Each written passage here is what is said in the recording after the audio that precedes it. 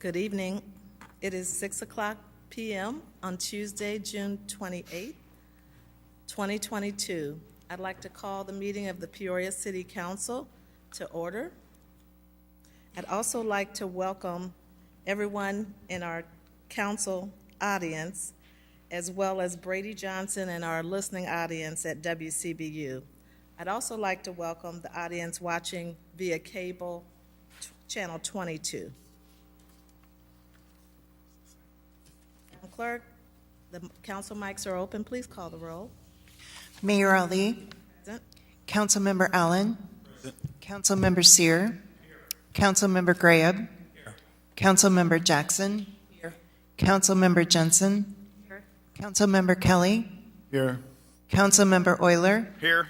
Councilmember Riggenbach. Here. Councilmember Rockriegel. And Councilmember Velpula. Present. We have a quorum present, Madam Mayor. Okay, thank you. Everyone, please join me and stand for a moment of silent prayer or silent reflection, followed by the Pledge of Allegiance.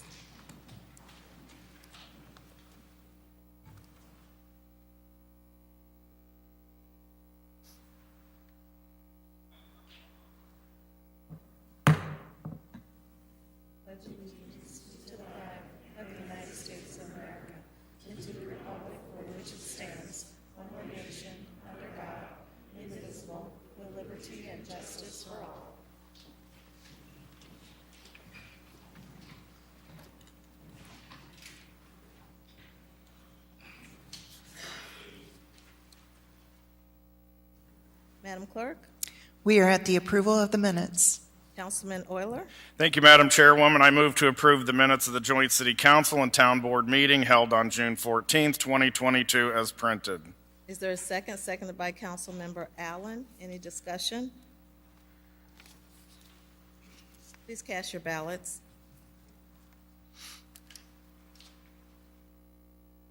Motion passes unanimously. Madam Clerk?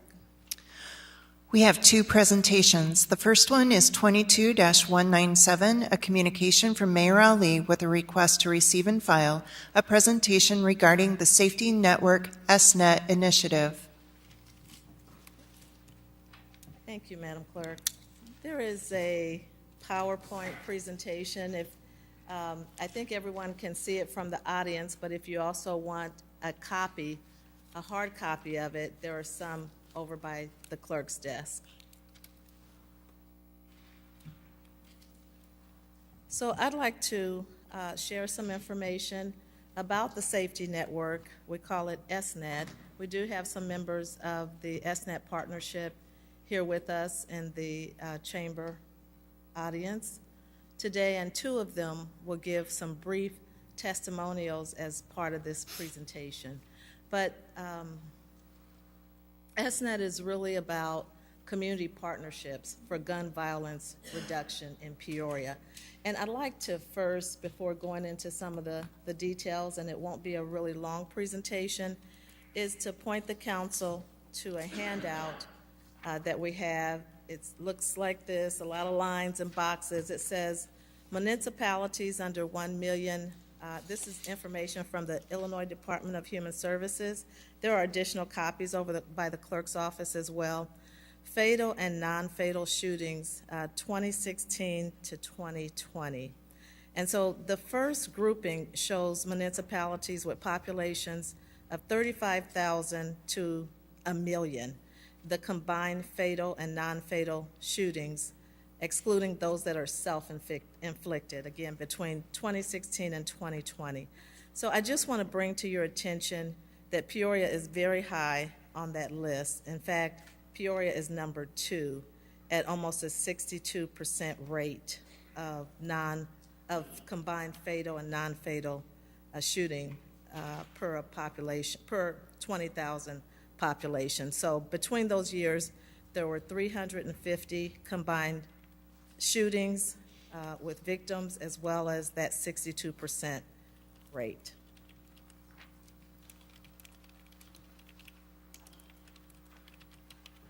The problem that we identified over the past year was that there's a significant rise in gun violence. Of course, council is quite aware of that, but it's not just a local problem, it is a national problem.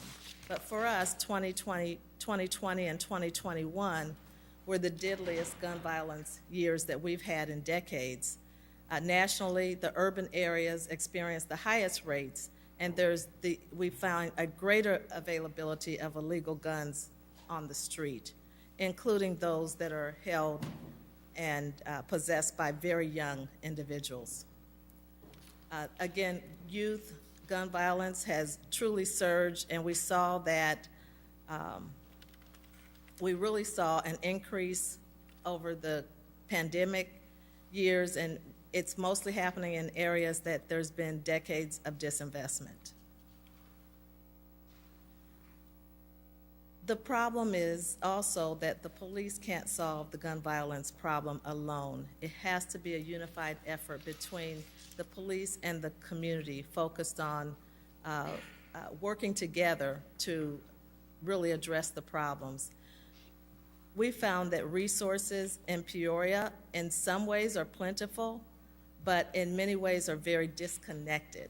And by coming together, we can have more of an impact on connecting those programs, those services that actually address the issues of gun violence. Residents in our high crime areas lack connectivity, and we have many organizations within our community that have programs, that want to have more programs, but in some cases, they are limited in their ability to provide those services because of various organizational capacity limits. People are often afraid to talk when violence occurs, and quality of life issues exacerbate the problem. So we're talking about socioeconomic problems or issues, housing inadequacies, education challenges, and family structure issues. This information was provided by Peoria Police Department, and it gives the homicide demographics.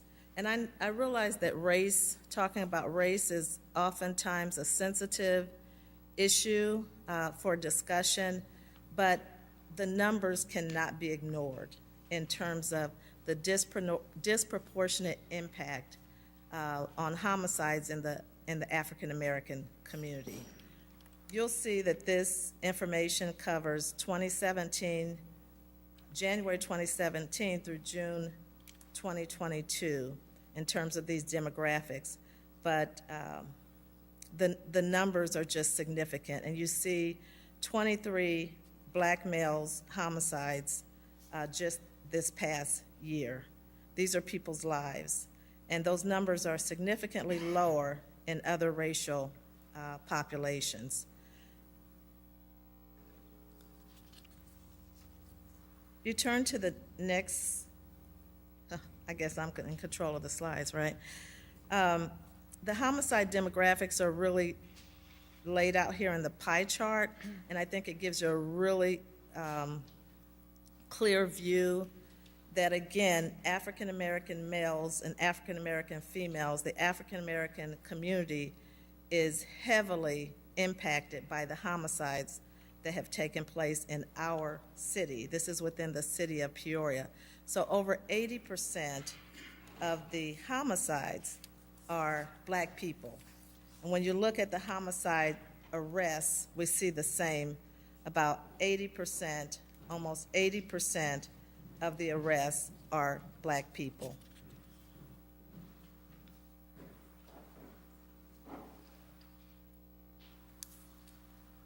Gun violence is looks like about 79% of the total homicides. Again, this increase has to be addressed within our community. So and lastly on these demographics, I want to point to this slide that was provided by Peoria County Health Department, and it shows that homicide is the leading cause of death for those ages 15 through 24. And most of those are African American individuals, mostly males, but also females.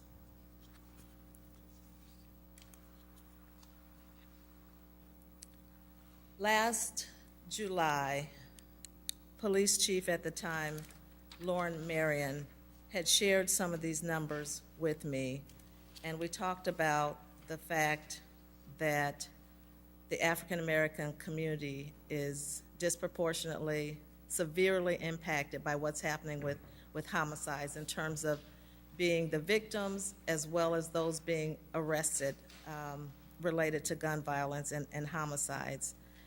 And with the severity, I thought it was very important that the African American community be included in discussions, in brainstorming, in identifying ways that we can address this issue in a more formal, more effective, and more inclusive manner. So I called together at the police department about 50 individuals, leaders within the Black community, organizations that provide advocacy for people of color, kind of regular people who were doing things to provide mentoring and services to youth in our community, and as well as the schools, leaders within our particularly Peoria public schools. 50 people showed up. It was 100% attendance because people care and people want to address the problem.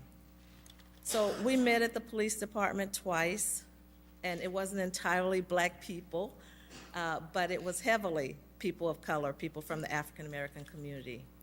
We met at the police department twice. We met at Southside Mission. We met at Proctor Center. And then Dr. Karat offered her facilities, her professional development room, for us to meet on a regular basis as a community work group to begin to study the problem. And I say community work group similar to a passenger rail work group that we have. We meet regularly. We brainstorm strategies on how to get passenger rail to Peoria. This is no different.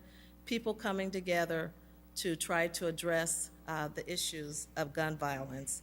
So after so many meetings, a few meetings, we decided that we should form a safety network, and we called it SNET, to connect resources.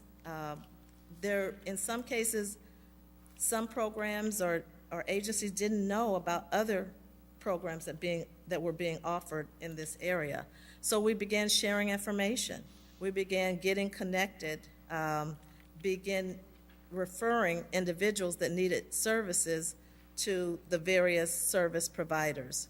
So SNET is a framework, really, that connects all programs and groups, organizations, and individuals whose work helps to address issues of violent crime in Peoria.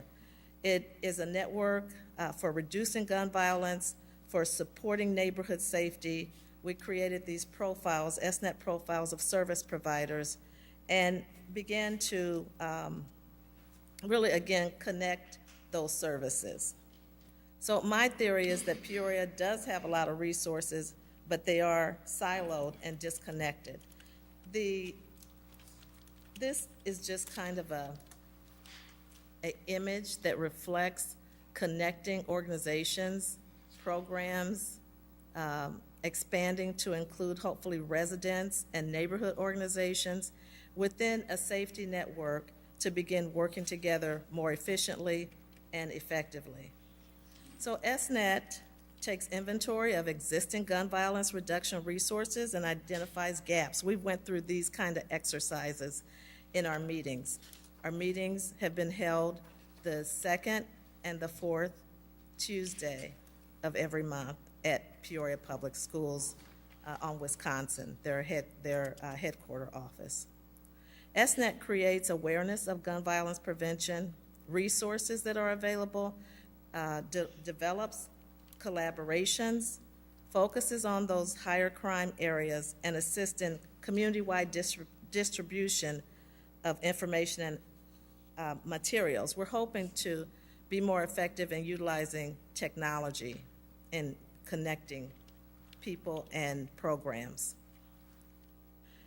SNET also explores evidence-based, those programs that are proven to be effective, culturally relevant programs, and best practice strategies for gun violence prevention. It's not to take the place of the great police work that has been taking place. It's to serve as a complement to the police work. And it serves as a system that supports the police and community service providers and helps build our local capacity. This is a list of SNET partners to date. You're familiar with most of these individuals and programs and people, but probably not all of them. There's some programs that we learned about throughout the process of meeting and talking and strategizing.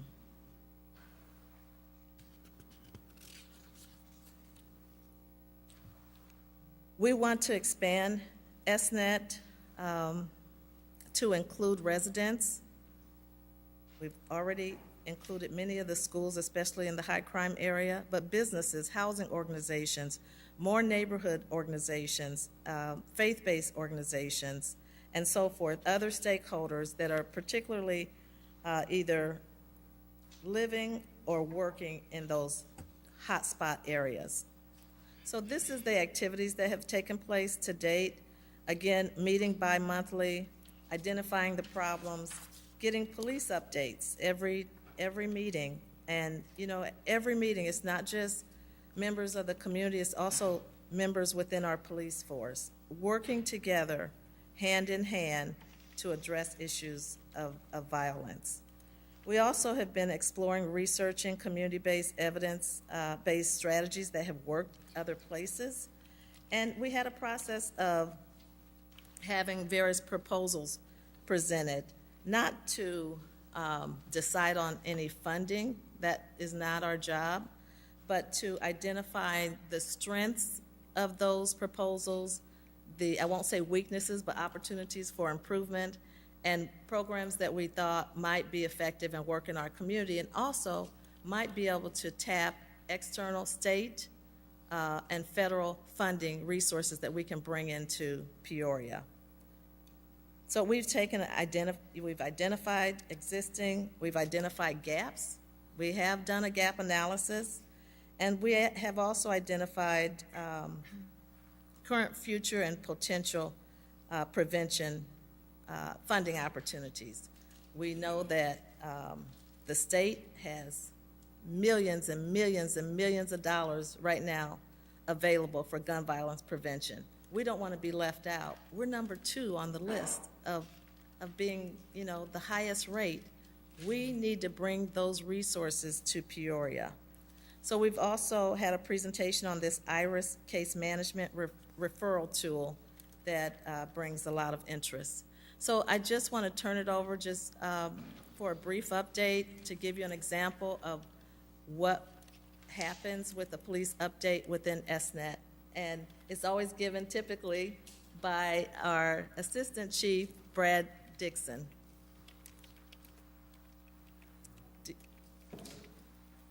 Do you want me to control this, or do you?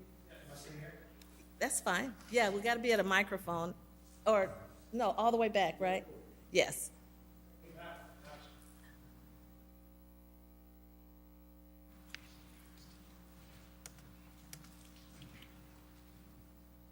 Okay, again, I'm Brad Dixon, I'm the Assistant Chief of Police. Good evening. I'm going to run through the presentation I do at SNET, typically every 2 weeks. So this is our first slide. It's just a cover slide. There's no information there. This is the next slide. These next 2 slides are going to be the same data. They're just presented a different way. So if you're a numbers person, this is a slide for you.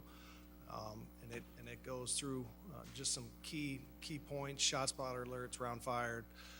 Shooting incidents, that would be when somebody's actually hit, and that can vary. It doesn't point out to the degree of the injury, but if there's contact with a firearm, bullet, projectile, that counts as a shooting incident.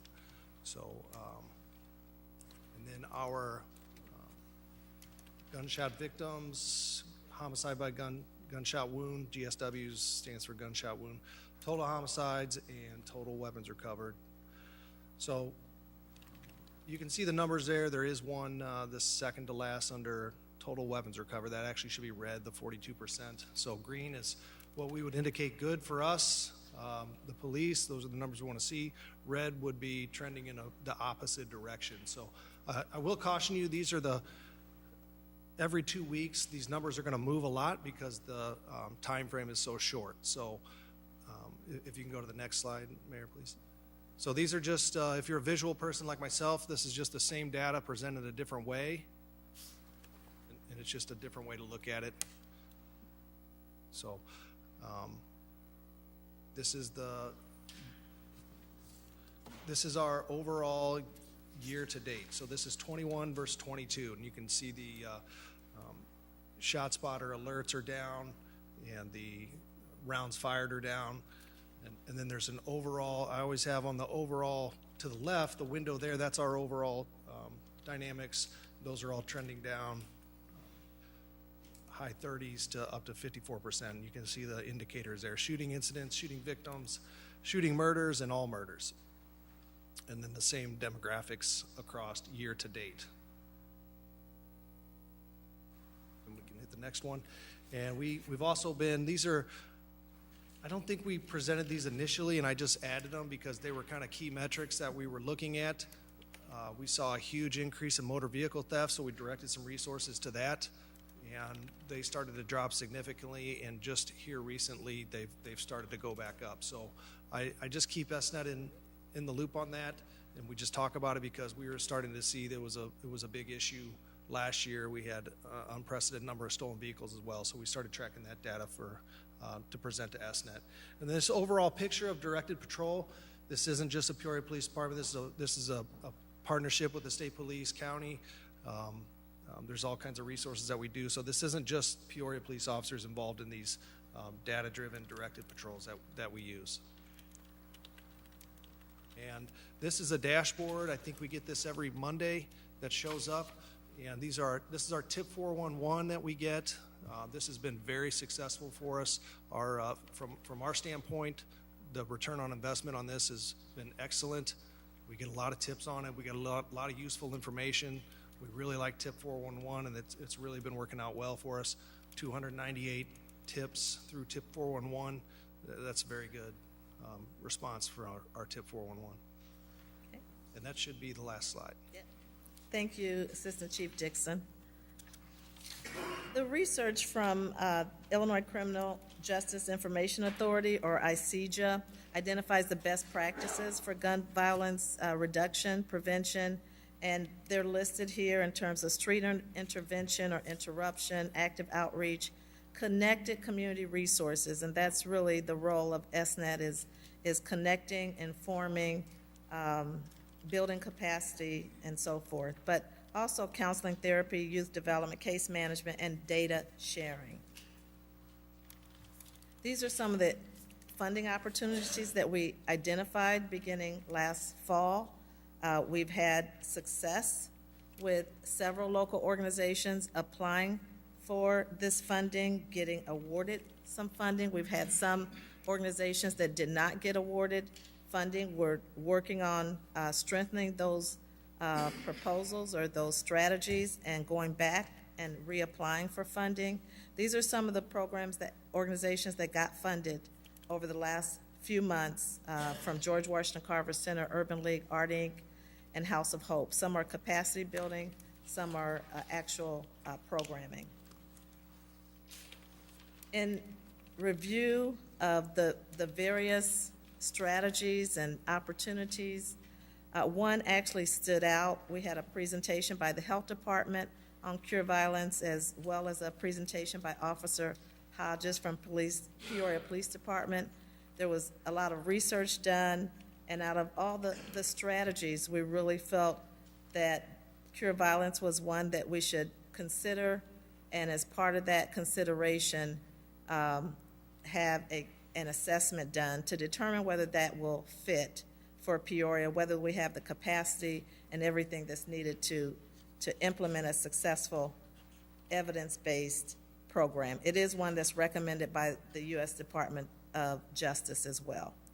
So I had a meeting this morning at 9:30 with the governor's office. They were meeting with the mayors of the 16 eligible communities that were eligible for this Reimagining Public Safety funding.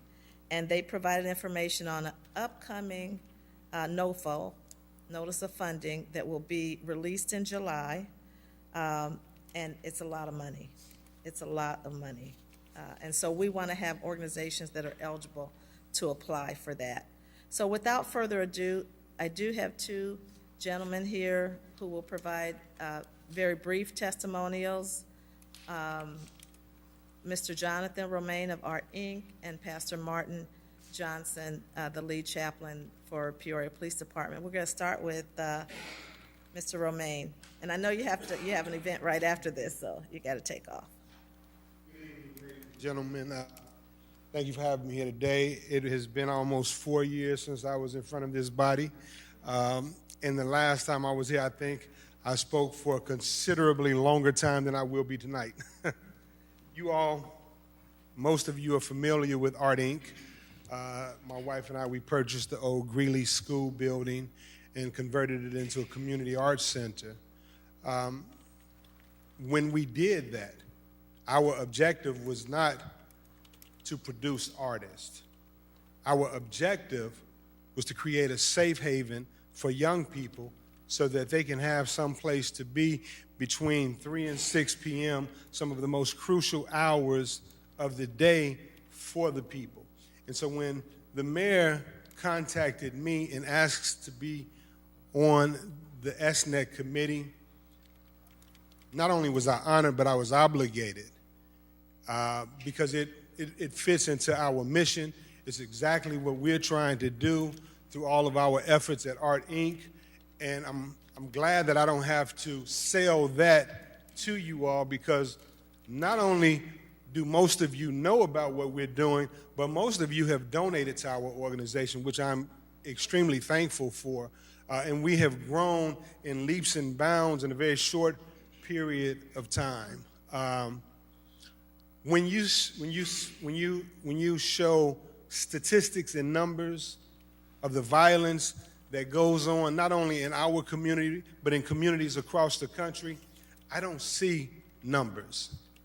What I see is my uncle who lost his life from a bullet to the head when I was 6. I see my first cousin who was shot to death in a car with his best friend, and then 6 months later, his brother was shot to death in a car and his girlfriend shot running from the car. These are not numbers to me. Art Inc. isn't about art to me. It's about trying to make a difference in the community that I hail from, trying to correct some of the bad behavior that I committed in these communities. And SNET has given us a tangible path forward to make a real, sustaining impact on our communities. And to finish this up, let me explain to you just how tangible that is. The mayor asked us to come up with ideas and solutions to the problem. And I spent many, many hours coming up with a proposal to share with the SNET group. I presented it to them. We got a tremendous amount of feedback. I went home and took that feedback and studied it and said, how can I strengthen the proposal that I put forth to that committee? And as a result of that, ladies and gentlemen, we just submitted our proposal for the R3 grant based off of what I shared with SNET and based off of the changes that I made as a result of the feedback. We were just awarded a $600,000 grant to implement that very program. So when we say that this is a real solution to a real problem, it is no exaggeration. It is imperative that we continue to do things like this, and I have never been a part of any organization in my entire life that I have seen as much promise and hope and sincerity in. With that, I just want to say thank you all for taking the time to listen. And in closing, this is how important this is to me. We just had our fundraiser in October of last year, Dia de los Muertos. Many of you are familiar with it. The president of Methodist Hospital, Unity Point, and the president of PNC Bank won a dinner with the Romaines. I'm supposed to be there right now, but I'm here. That's how important this mission is to me, and I'm sure all of the fellow members. Thank you all so much. Thank you, Mr. Romaine.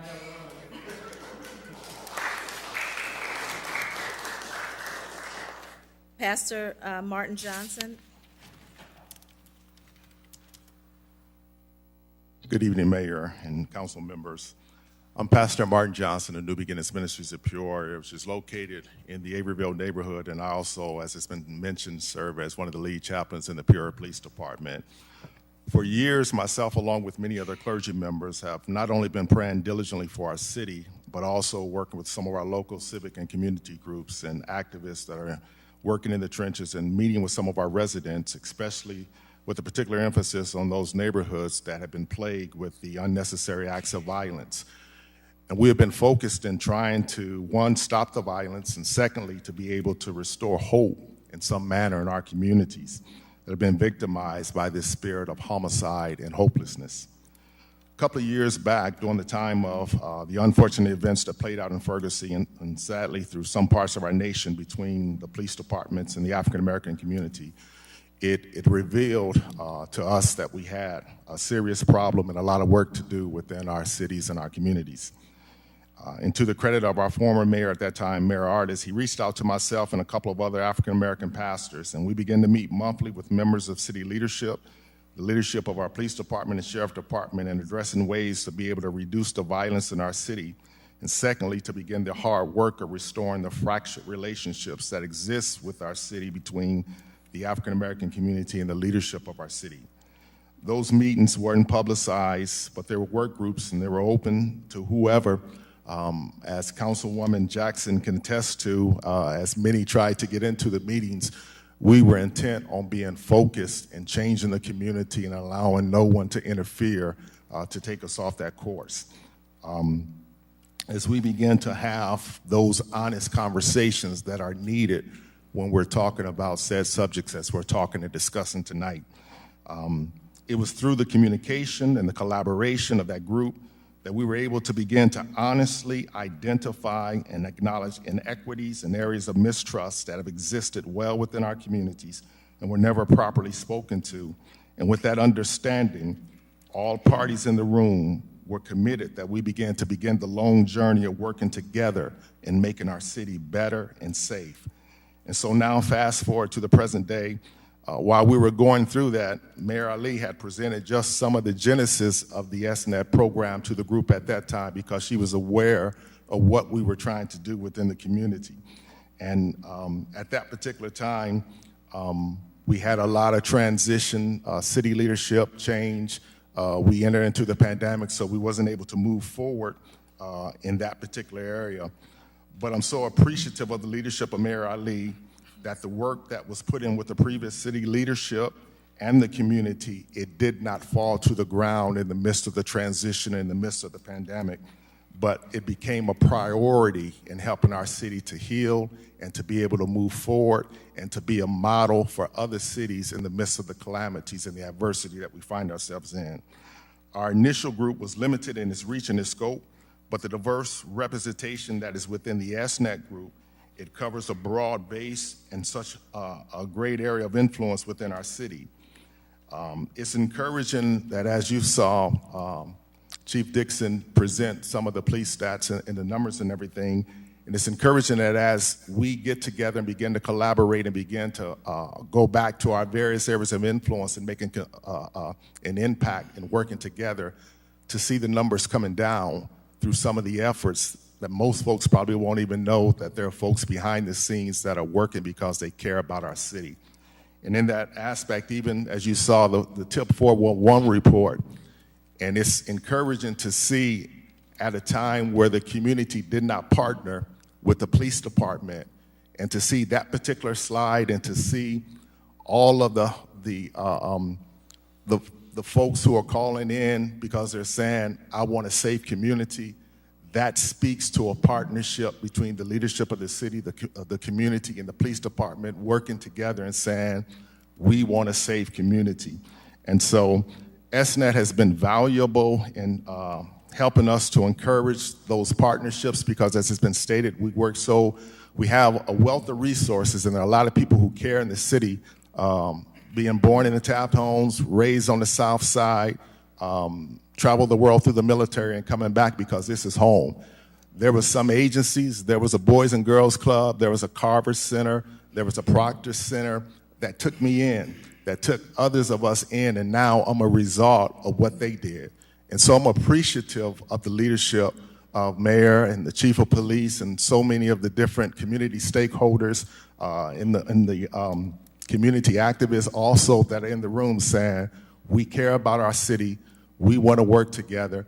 We're looking forward to what we're going to do as we change the narrative and trying to make Peoria a model for other cities that we can work together and we don't police our way out of this thing, but we do it together as a community. Thank you for your time. God bless you all. Esther Lee Chaplin. And I'll just end the presentation by saying that a connected community is a safer community. And thank you for listening. Are there any questions? Anyone? Okay. Councilman Euler? Thank you, Madam Chairwoman. I think this was a good presentation. I appreciate all the information and the effort that's gone into it. I still have some concerns here over the background, and we have a structure, and I don't really know who I'm asking these questions to, but we have a structure that's 37 boards and commissions that are appointed by the mayor and conferred by the council and work with our staff and follow the Open Meetings Act and have some role in the resources of the city. I still don't understand why this was not handled in that same way, especially for as important as it is for our community. How were the two council members picked to be a part of this? How did we get to a point where we're hiring staff people with public funds, $67,000 plus benefits, to oversee an organization that we have no accountability for? And it really concerns me why we're behind on this instead of doing this in the beginning, because I would have supported this if it was something that was asked for and if it was something that we talked about. Every year we discuss the boards and commissions, and if there's something new that we need to do with them, we split apart fair housing and employment, and we added the land bank commission, and then we discuss who's going to go on those. We know the backgrounds of those individuals. We have an ability to trust the information that's being provided because we talked about it, we vetted it out, we approved the resources for it, we were a part of that decision. And I'm still challenged at how, after a motion to reconsider, a deferral, and we still aren't at a point where I feel comfortable with the background of where we're at and why we're still having the discussion that we're having, because everything I heard tonight is great. I know that we need to be working on these things. I know that it's a priority for us. It needs to be invested in. It needs to be at the top of the list. It needs the focus of all of us.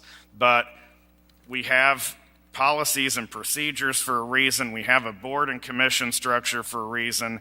And it just seems like there's a curtain here of things that are happening that we are unaware of. And I guess that's what I need some answers to is, how were the council members chosen that are a part of it? Why is it not part of the other 37 boards and commissions that we approved? Why do they not have to follow the Open Meetings Act if we're going to be asked to provide financial resources for it? And how do we justify providing a staff member to something that we have absolutely no oversight for?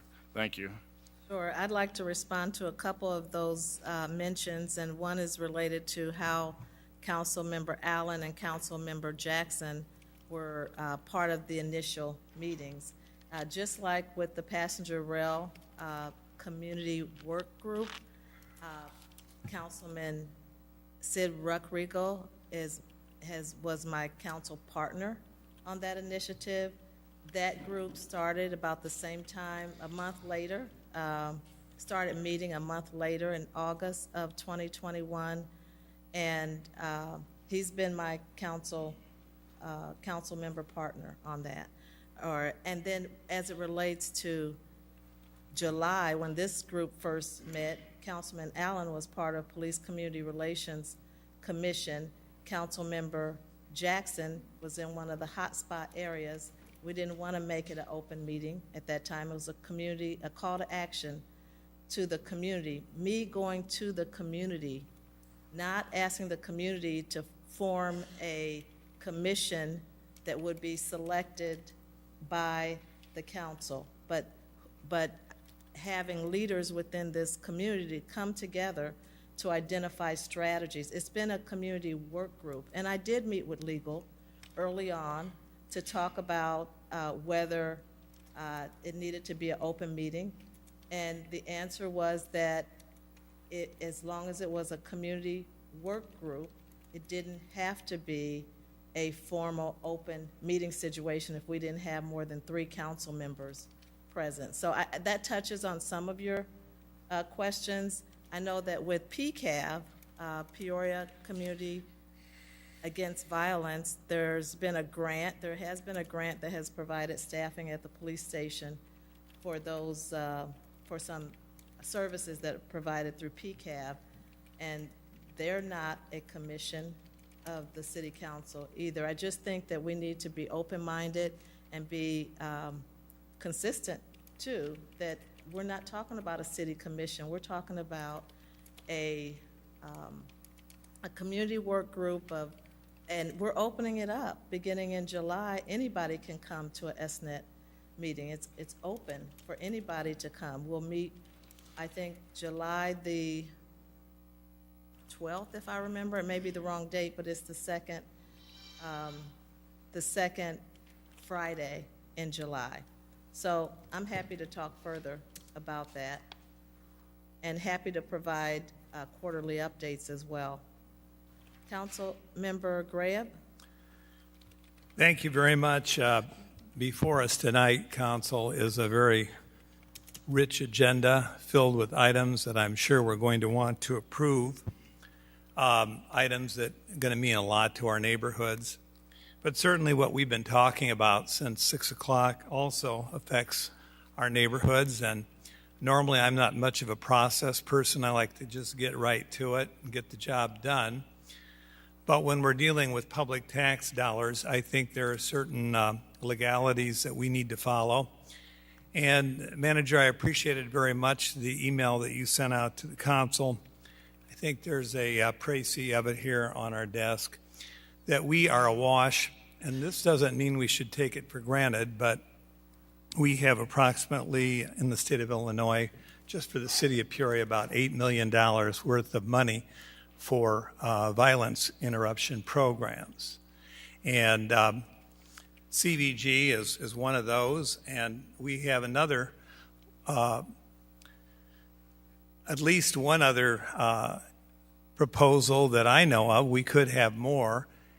Manager, in view of this money that's there, that's taxpayer dollars, should we not be doing RFPs and getting very specific information on, for example, let's say we want to do CVG, exactly how many employees, what areas they would cover, et cetera, and do that for any organization, any combination of CBOs that we might approve, have them respond to RFPs before we make a decision on it as a council, because we have the power of the purse. Councilman, when the SNET group vetted proposals and vetted community-based violence reduction proposals, Cure Violence was the only evidence-based program that came forward at this point in time. So with it being the only evidence-based program, the next step was to look at the $25,000 assessment. Not to fund the program fully, but to just see what it would take to fund the program. And Manager, if I could just Yeah. stop you for a second. Not trying to be contentious, because we have a nice agenda. But when things are not occurring out in the open, there are other evidence-based violence interruption programs Correct. that would have been, their leaders would have been happy to apply. We have one here tonight. So what you say is correct, but I think it's a shame that we didn't have this all out in the open so we could hit the ground running without all this rigmarole about process and did we this and did we that. So, Councilman, what we're still recommending and what's included in that memo is that we have over $1 million for community-based violence reduction programs, and that like Indianapolis, Memphis, Grand Rapids that have gone through and issued RFPs, that we would issue a request for proposals to go forward with that. But we felt that Cure Violence was one program we wanted to start with initially and to move that forward. That's the only difference and the only distinguishing difference between where you are and what I think staff is recommending in the memo that we presented to you yesterday. Well, it seems that that particular program then gets preferential treatment.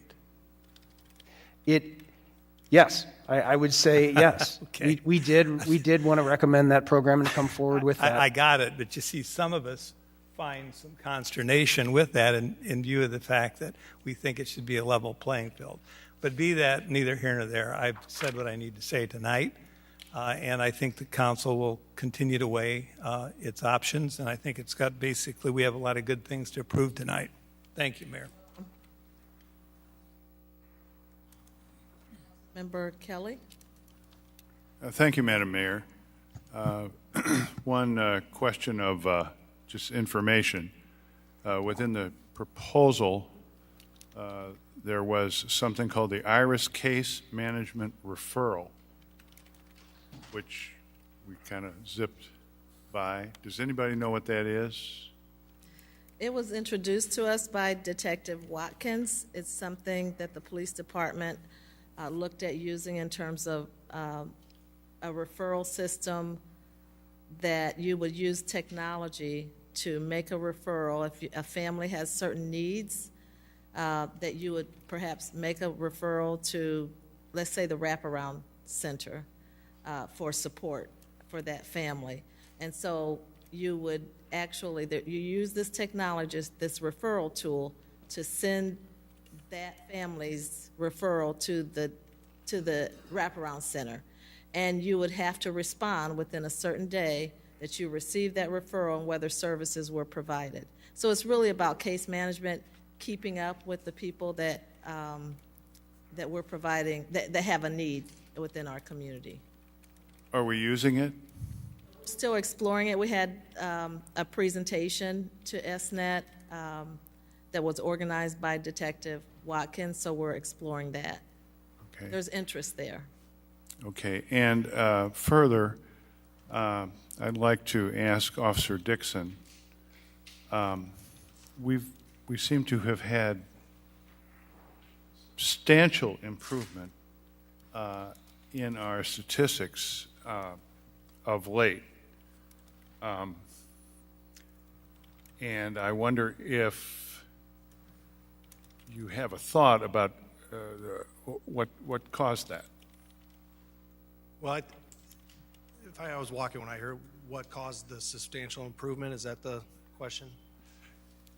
Yes, and maybe I can refine that. I mean, the police department has undertaken some new initiatives, it seems to me.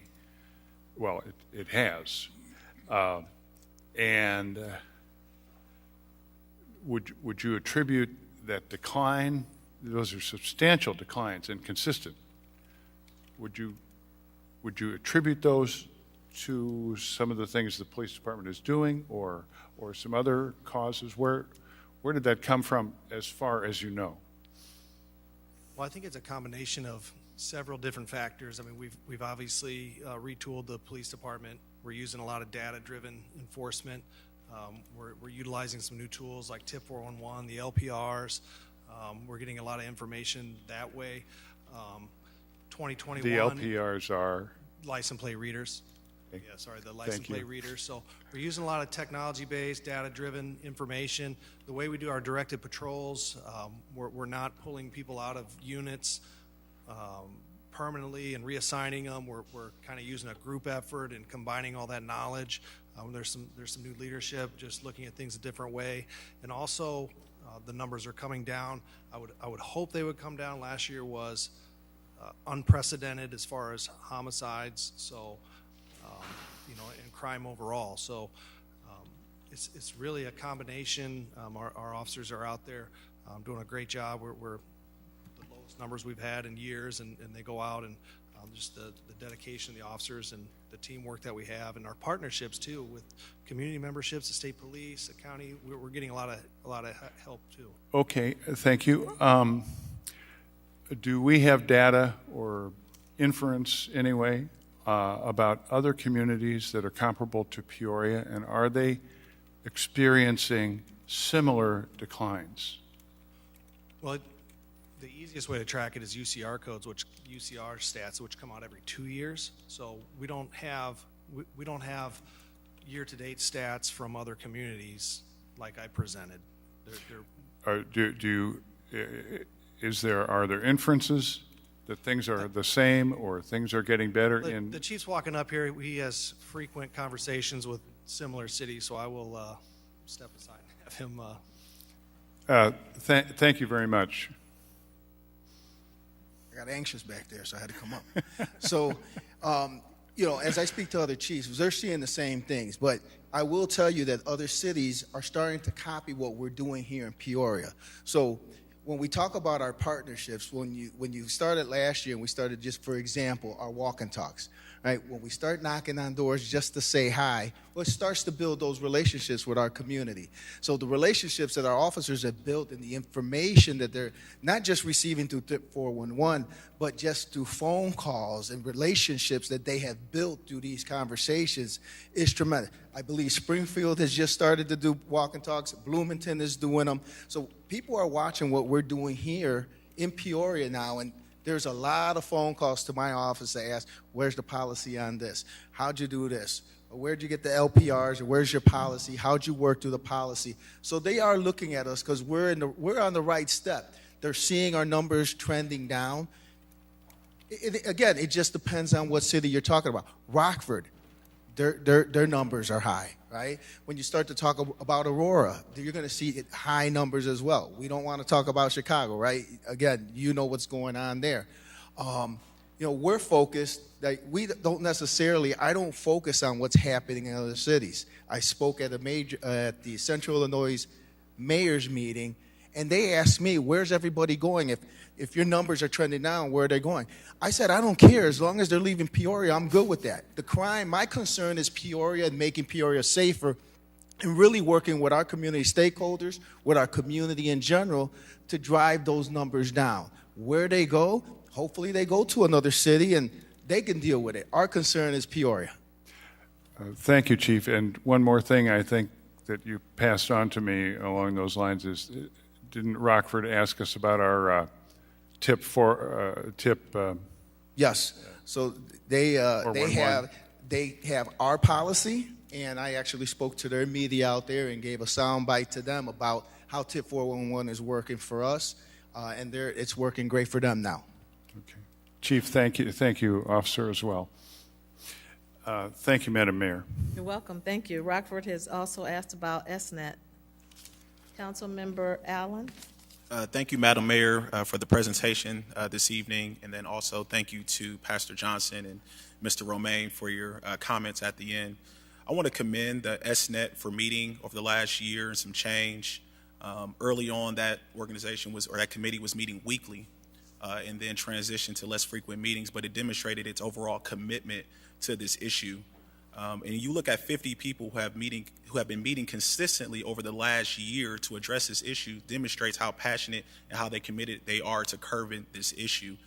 and they're just now coming forth with a proposal that they feel confident in. So I want us to keep that in mind, that this isn't an organization or a group that's been meeting for a few weeks and they're ready to now come for us to cut the check. They have put in a lot of due diligence in what the work that they've been putting in this space. So I do want to commend them on that.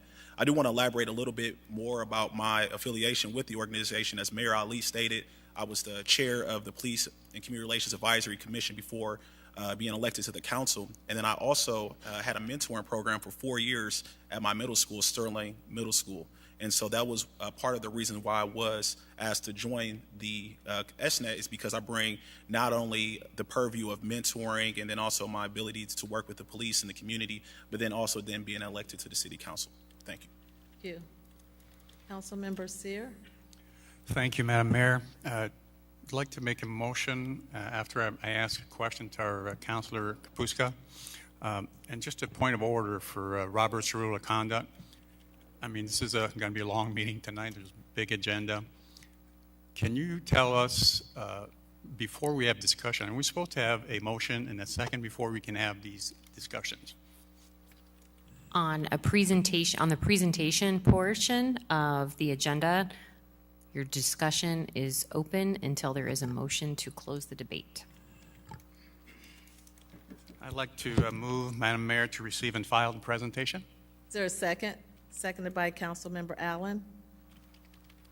Okay. Councilmember Rodrigo? Thank you, Madam Mayor. And thank you for the presentation that we had tonight. And I think, again, a thank you goes out to all the participating organizations and members who met. I was able to be present for one of the meetings a couple of Fridays ago, and it was very informative to sort of see how the working process goes. And I think that piece was instrumental in being able to tell us a little bit about SNET. And I think that conversations about SNET have sometimes gotten sidelined a little bit on proposals. And I think that we ought to keep those two things separate as we discuss proposals. And I think in my conversation earlier with our city manager, one of the comments is, and I think it was reiterated by Councilmember Grab tonight, is that we've got an unprecedented amount of money that is going to be coming into our city, over $7 million. And that probably won't happen again in the near future. And I think we want to make sure that those dollars are able to do what they're supposed to do. And I myself am committed to that. I think the council is committed to that. But one of the things that the city manager also said is we're not for sure exactly on those restrictions or where some of those dollars can go until we get those from the state.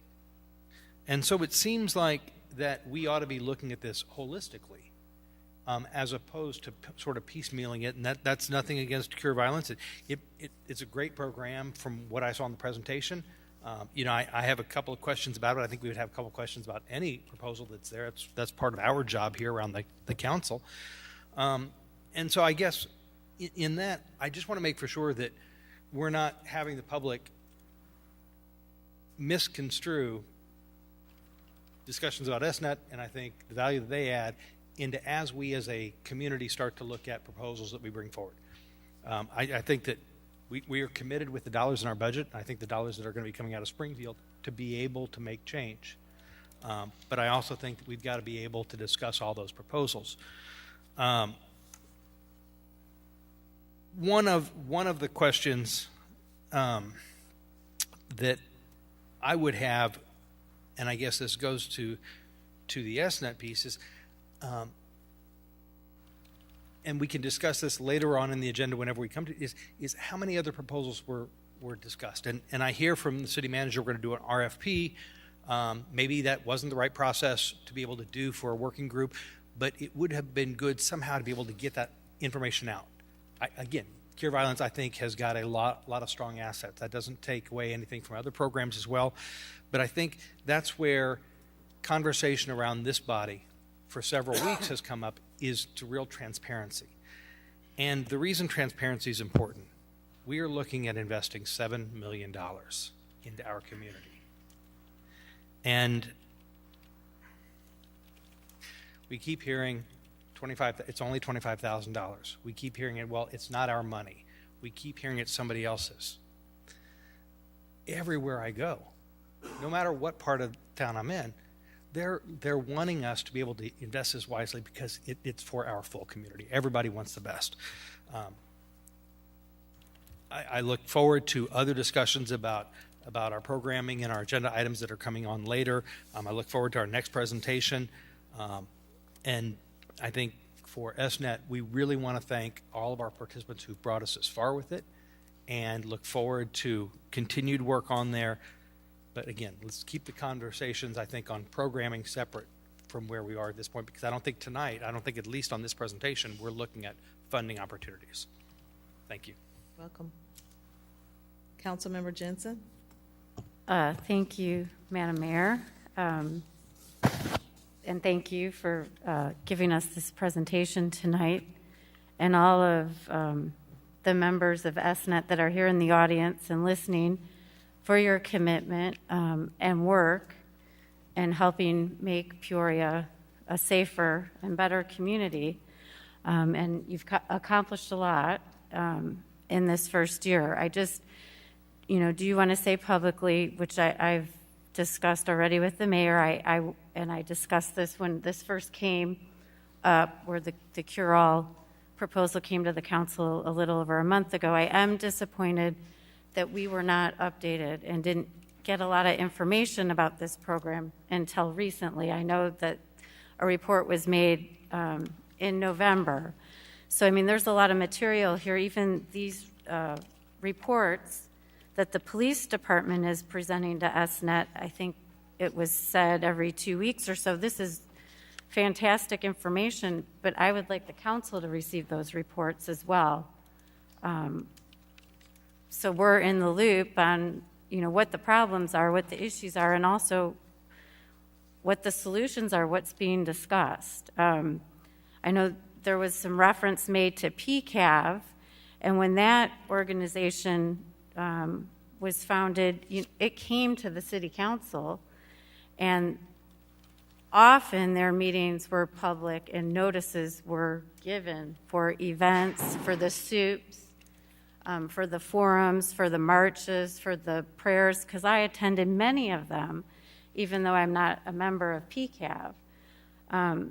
So I'm hoping moving forward now, we will get regular updates so we can be in the loop and be supportive of everything that SNET is doing. It is, I think, a very, it can be, and it already has been, a very successful program, and it is exactly what the city needs. And I think just looking at the statistics, it's shown with SNET and the leadership of our new police chief, we are making some inroads on fighting this problem. So thank you again for bringing this forward, and I look forward to hearing more about SNET and its continued work and improving the crime and our city as a whole. Thank you. Welcome. Councilmember Riggenbach? Thank you, Madam Mayor, and thank you for the initiative of SNET and for gathering this group of 50 stakeholders. I think, to Councilman Allen's point, having 50 stakeholders meeting on this much of a regular basis for over a year is very much appreciated by the council and the community at large. And I see some names of organizations here that probably haven't been included at the table in the past. So I think that's really a great step for us to be taking. I think as we look at this pot of money that's, we'll call it $7 million for sake of argument tonight, I think the council needs to take a deep breath and probably have a policy session to review what that means and what we expect to accomplish with it. But specific to SNET, there's a couple of requests that I would make as the manager and the presentation alluded to multiple presentations having taken place in the past. I think it would be helpful that the information shared with SNET is shared with council as a whole. As Councilwoman Jensen just said, that police report, I mean, that's something that it's a little embarrassing that we don't get that when that's being distributed to others in the community. So I would second that request. And perhaps as more presentations are made, and I think I would say, as you indicated, there was going to be an invitation to the community at large to this. So unless there's a reason not to, I would strongly suggest that following the Open Meeting Act would be a healthy thing for the discussion and increase the credibility of the SNET with the broader community, and make those presentations available, whether it's to council, which I think would be a minimum, or put them on a website, or have some kind of availability for the public at large to access this, because I think we might find, and I'm so happy to see that the SNET membership is going to be expanding this year, that we might be surprised who wants to be part of that. And that's something that we really need to value, as we've seen in the past year, the incredible coalition that's been built. I think going forward we could see that expand and become even stronger. So I would just ask that the recommendations or presentations that are made at SNET be shared with the council, so that as we make the funding decisions, that those are, we're not surprised. And I would suggest having the meetings noticed and following open meetings procedure with minutes would be only a good thing for the group as well as for all of us. So thank you. Thank you. I think that I do have a quick question for the police chief. The types of presentations that are presented at SNET, the plan is to have a dashboard on your website that would have all that information. Is that correct, Chief? That's correct. The information that we share, we're in the process of looking at a new records management system and a CAD system. As we build that, part of that is to put a public-facing transparency dashboard where we will have that information plus a whole lot more for the public.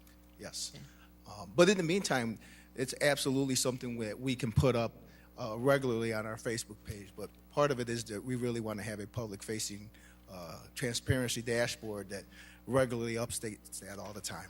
Okay. Yep. Thanks, Chief. We have a motion to receive and file. We have a second. Any other discussion?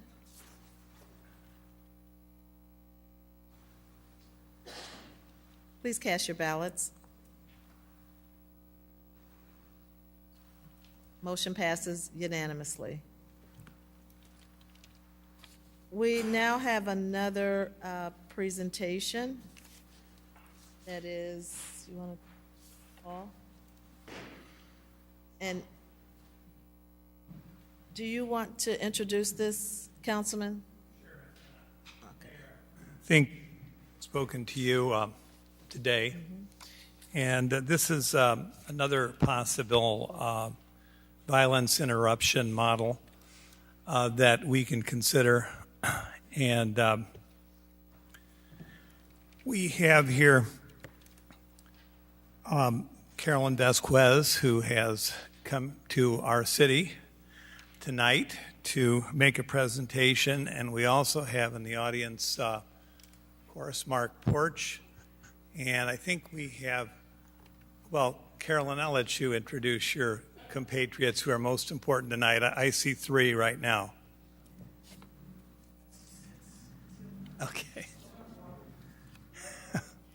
to address the community. All right. Good evening, Madam Mayor, City Council members, City Manager, and everyone here from the community joining us this evening. All right. Thank you for this opportunity. Let me start right off by saying what the goal of this project is, and I'll draw your attention to the slide here. Amani, which is Swahili for tranquility, quiet, and the absence of calm. A state of harmony characterized by a lack of violent conflict and freedom from fear of violence. Let me just see a show of hands if anybody wants to achieve Amani over the next year. Don't be afraid. Y'all can show your hands now. Okay, we're among family here, right? Okay. My name is Carolyn Vasquez, and on this behalf of Think Rehemption, I present to you Project Amani. As it says there, it is easier to build strong children than to repair broken men. That was said by Frederick Douglass. I like to start presentations with a quote because I rely on my ancestors sometimes to speak to me. I am a community advocate, born and raised on the south side of Chicago. I hail from Auburn Gresham. Anybody familiar with that? Round about 79th and Halstead-ish. And my family is run by my broke best friend, a 9-year-old named Isabella. Ooh, if she was here now, y'all would know she was here. She is the one who runs the family, and one of the main reasons why I'm here this evening, because she is the next generation and part of the future. So, like many of you, I am adjusting to a post-pandemic reality, which is really crazy, right? But how did I get here? Like many of the people here, I'm someone who lived in the community in Chicago, who lives in Chicago. I saw something wrong with the community, and Mayor Lightfoot said, hey, if you see something, say something, present it to me, and I might actually help you.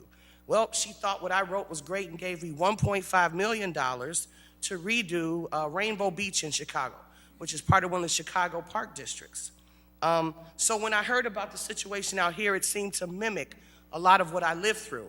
So tonight, I join you to talk about the community. I am the voice of many productive adults in your community who have had enough. I am a victim of violence, and I deal with the trauma of violence every day. And this evening, I am the collective voice of the community. So I hope that you hear what I'm saying and take it with a grain of salt there as well. You see the faces here, and what I want to talk about is what's at a high point across the country. Gun violence, emotional trauma, and grief. Some say we might be in peril, but today I say, my friends, this is not a drill, okay? Now, in the art of negotiation, they oftentimes say, you should identify the underlying issues. We've gone through that. I've sat here and listened to all of you identify a lot of underlying issues. And I would sum it up in 3 W's and some details. What's the problem? The high crime rates and youth violence. Who has this problem? Well, it's around the communities across America, but in particular here, I know of the 61603 and the 61605 zip codes. Why are we doing this? Why does this problem need to be solved? Well, obviously, we want a brighter future for our children. And then how will we know that this problem has been solved?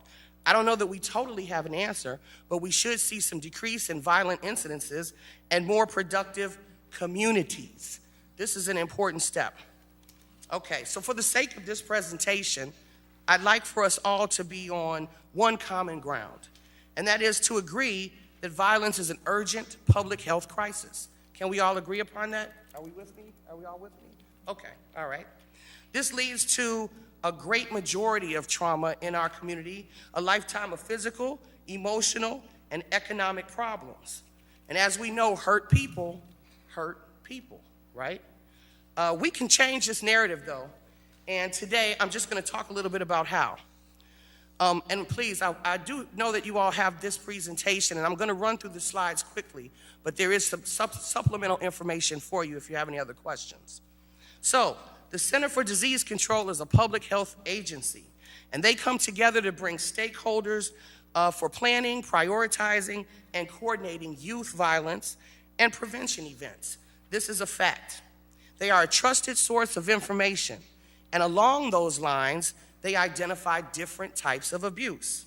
And on this screen here that you have is actually the cycle of domestic abuse, but there are cycles of child abuse, gun violence. There's also bullying and hate crimes that the CDC deals with. At this point, the side effects are what we're dealing with, everyone, and we've talked about them. There's a little bit of a bigger issue related to violence, and that's depression, withdrawal, sadness or feelings of hopelessness, and particularly, as I show you guys this screen, in the youth, you have truancy. Some of them carry weapons, which is why we talk about gun violence, right? Suicidal thoughts and substance abuse. Now, here's the part when you look at the screen, you see these kids, they look good, they might seem happy, but I think about those commercials you see where someone's smiling, but then behind them is that frown. They put the happy face up, but they're really sad. So you see different looks on there, but I guarantee you that there are youth on there that are affected by this. So now for all of you who may need a visual, I'm going to ask you this question. And you heard the list I just read, right? And I'm going to ask this of all of you as well. If there's anyone in here who has been affected by any of those issues, stand up or raise your hand. And please, I can't stand here and think any. Thank you, Brittany. Has anybody in here been affected by violence or the trauma thereof? Okay, because see, I was going to say everything y'all said was wrong because nobody in here has been, and I asked that of the council members. Has anyone been affected by violence? Okay, because then I would say, why are we talking if everybody's cool? But this goes to show you that it is something that affects everyone. Maybe it doesn't directly affect you, but I think you might know somebody who has been affected by it. So that's why this conversation is important. So we move right along with Project Amani that is leading the way. The way to get started is to quit talking and begin doing. Walt Disney said that. These were pretty important comments here, and I didn't realize that until I started listening to everything going on. But here's a little bit more of the basic plan that gives you guys the evidence behind it and decades of research. The CDC has a 64-page document that talks about their best practices. There is a link in the presentation, you see it in yellow, where you can go to this document, and because I decided to go green, we're all about saving the energy, the environment, you guys can click on that and read it as you like. There are decades of evidence as what they consider to be the effective strategies to prevent violence. And Project Amani uses these actual strategies with an emphasis on collaboration, which you guys have talked about, and a great emphasis on the community. There's something to be said for it takes a village, right? For more details about that, again, you guys can look at the link, but there are levels to this, okay? Now, as I mentioned before, Project Amani's workable solutions. We are an organization that thinks out the box. We work in collaboration with the organizations, but our plan is multifaceted and multi-level in its approach. Using the CDC's model, we have identified three main areas where we believe we can affect the most change in a community. One of them is school-based collaboration, and as you see up there, I've listed three, but to some believe having a presence within the schools constantly is important. And this is providing support for staff, students, and their families. Now, this can be a game changer. Let me say again, people, families, okay? The support is customizable, and it can be determined with the assistance of the administration and the school team. It is a strategy to address some of those side effects that I talked about: truancy, suicidal thoughts, substance abuse, and behavior problems. These are all things that we see youth acting out. Those are the red flags you might see before we escalate to something like gun violence. We provide alternative solutions, things that, like I said, we're thinking out of the box on. And in addition, like churches and hospitals, schools are centrally located and generally trusted centers within the community. Promise Academy, there are other schools in these areas that are examples of that. So we want to rely on the existing structures and what is trusted within the community. Guess what? The schools probably already know what's going on in the communities they serve. They already probably know what families don't get along and the delinquent youth. And finally, even more, they probably have an idea of why. So we don't have to have that discussion. We need to get to work. Second, mentoring programs. I grew up with my mom, my dad, and great-and-grand. She was my great-great-grandmother, and she used to say, an idle mind is the devil's playground. I don't know if you all have heard that before, but she said it all the time. The key point that I want to bring out, though, is if we have kids out there in the streets doing nothing, without that mentoring, without that involvement, without those community-based organizations, they do fall way to the devil in that idle mind, okay? So we want to increase our mentoring program, working with collaboratively, in partnership, but knowing we have organizations that are ready to stand and serve. I did hear the comment, Mayor Ali, that you said there is capacity in a lot of the organizations. We bring to the table more organizations ready to serve that are implementing programs right now. Decreasing these incidents of violence through these collaborative efforts will empower the community again. I think a lot of people retreat like turtles in fear. They don't know what's going on. I said we're in a post-pandemic reality. So this is new, unprecedented times, because you'll hear words like that. We are in those times, but we do know what to do. And again, we have an army of organizations and people standing ready right now in the community. What I do know is youth with better coping skills don't pick up guns. Youth who have mentors to guide them, activities in the community, and learn how to de-escalate don't pick up guns, okay? We can implement this plan. And I think one of the council members had a question about when would we start? When would you like me to start? That would be my question. We can start when the school year begins with a simple building of relationship and partnership, okay? What we offer is something different, a strategy that comes from the community and of the community. Okay, so in looking at this plan, we don't want to take it all. And someone has said to me before, how do you eat an elephant? One bite at a time. So we're not going to try to take over all of Peoria.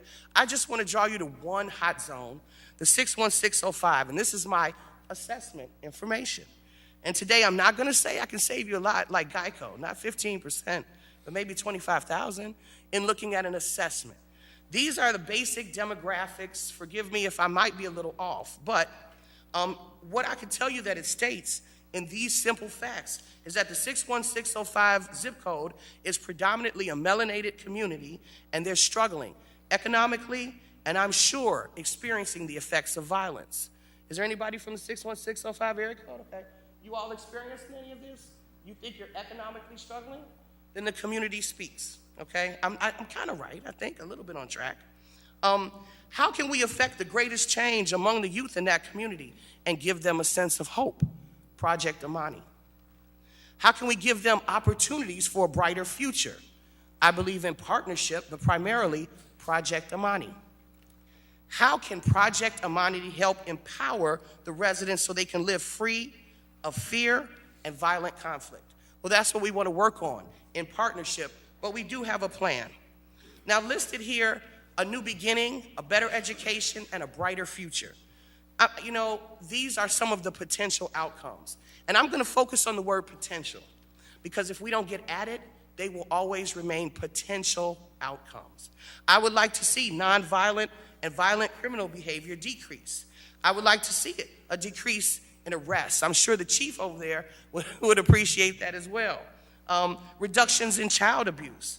I would like to see increases in school attendance, less kids on the street, and improvements in family relationships and communication. Again, a show of hands if you all would like to see that. Work with me. Anybody else? You guys are kind of quiet on this side. I'm not sure if you guys want to see the same thing, but I think so.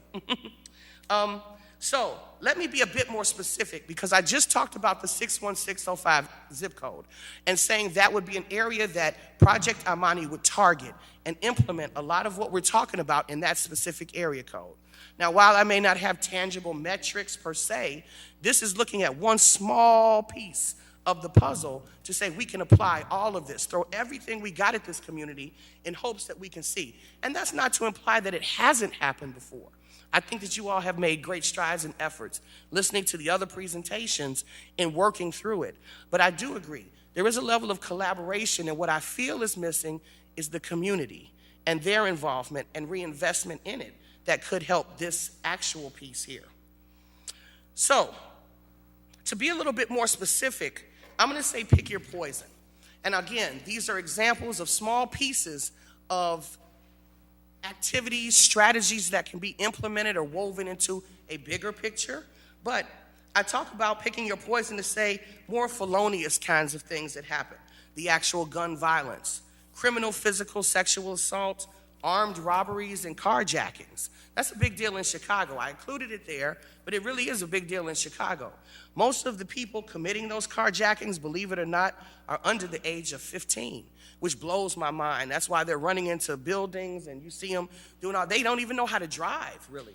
Well, so they think they're in a Grand Theft Auto game or something. So it's mind-boggling.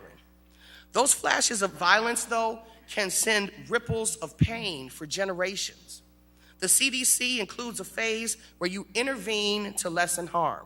So if you understand the CDC's model being a series of strategies that collectively and collaboratively can help address the problem, then you see this maybe could be a strategy. I'm talking about the Chicago Safe Passage program, which is something that is implemented with schools. So when you guys talked about the Cure Violence model and violence interrupters maybe, talking about having people on the street, the Safe Passage program is used to monitor. It is the effort to have greatest change in the community with eyes and ears being on the ground. So I have in this picture here signage that you see in the community. Most of the hot zones in Chicago are littered with these signs, but it is a signal of safe passage. The workers, as you can see, wear these vests, these highlight vests, and you'll see them on the corner. They become a staple of the neighborhood. In my community, when I drive around, they usually wave. They let you know that they're there. They're watching, they're observing, okay? These workers are knowledgeable, and you work in partnership with the school. So having that presence at the school is important. Working with the school to have these people in the community, from the community, to help make the passage to and from school for children is very important. They're committed to serving the students and the safety of the community. And they're able to build relationships and help de-escalate, which is a very big buzzword, de-escalation before it gets there. These people that work in the middle of the Safe Passage route are actually hired and employed by community organizations. So again, we're looking at partnership with community-based organizations, and we do background checks.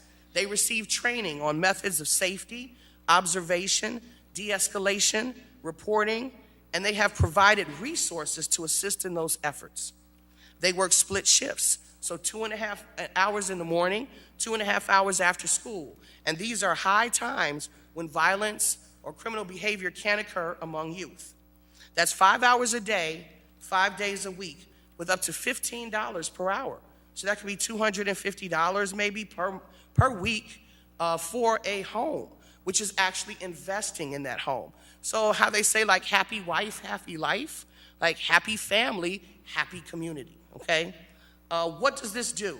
It empowers the members of the community. It reinvests in the residents. Now they have some sense of purpose. You know, instead of just dropping the kid off and going home to do whatever, they're there, they're working, they're a part of the solution. Sometimes when you give people ownership of something, it makes it a lot better because they're involved. How about taking it a step further? And this is where Project Amani comes in.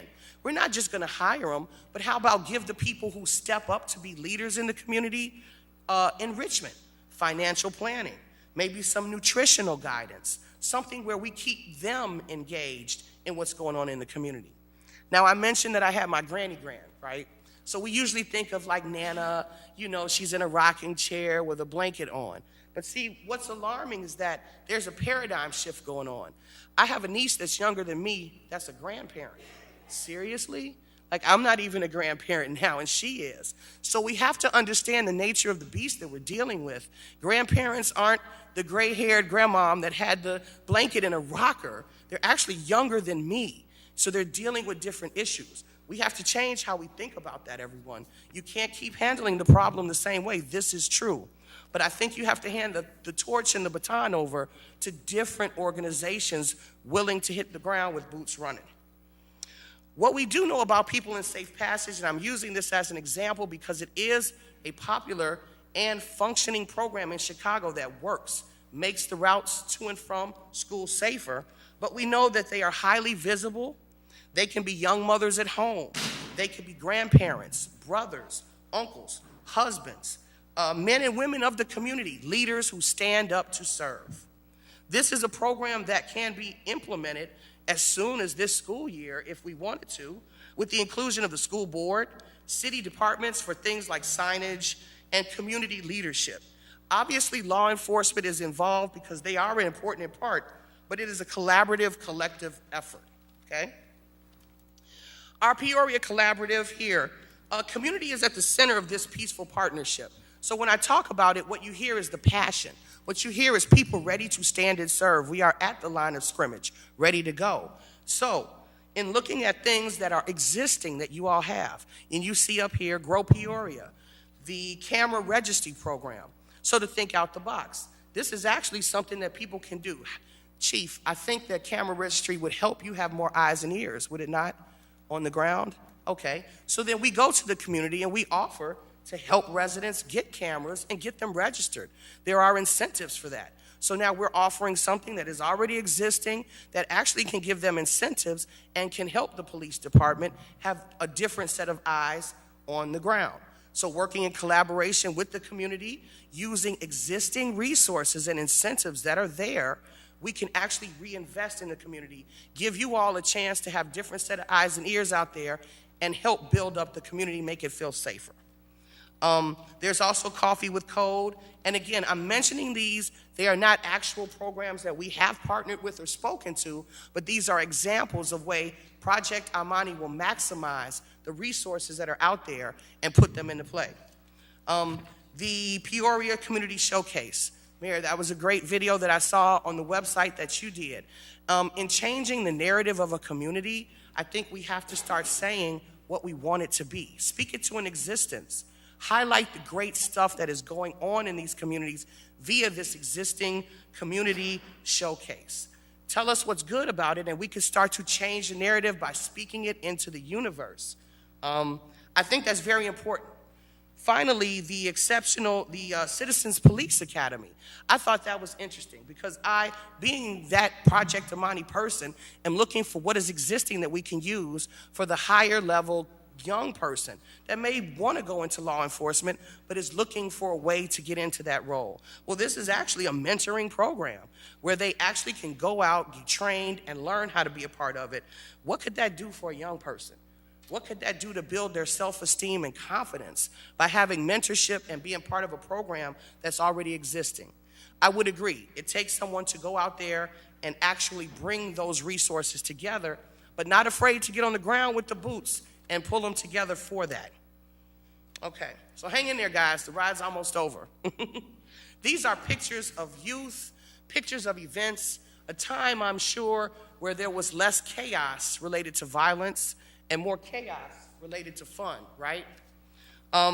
This is what we want to get back to, a time where kids play, where they can be children.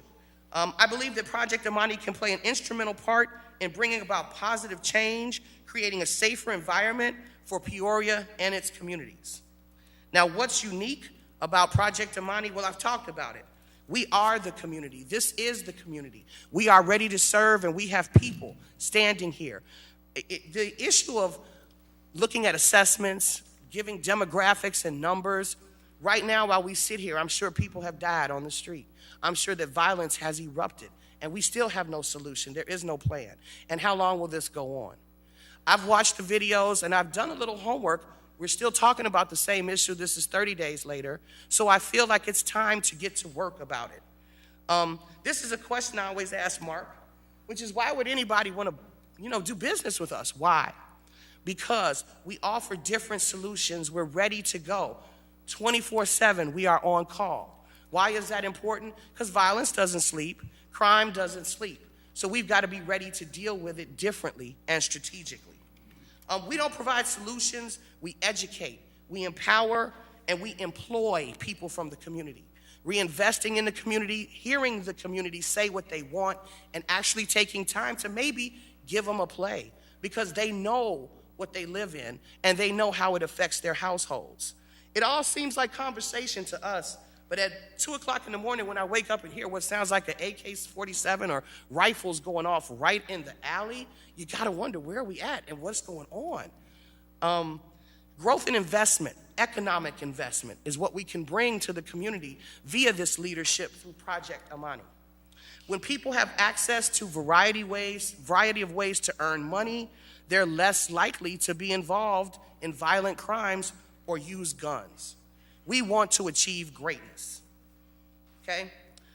The collaboration is real. These are also, and I think you guys have mentioned some of these organizations before. About 10 years ago, I worked on a project with health and wellness with the Peoria Housing Authority, where we actually went door to door. Mark was there. And we handed out fitness material. I worked for an organization, Gift of Hope, doing organ donation, and we had a health and fitness side of the game that we did.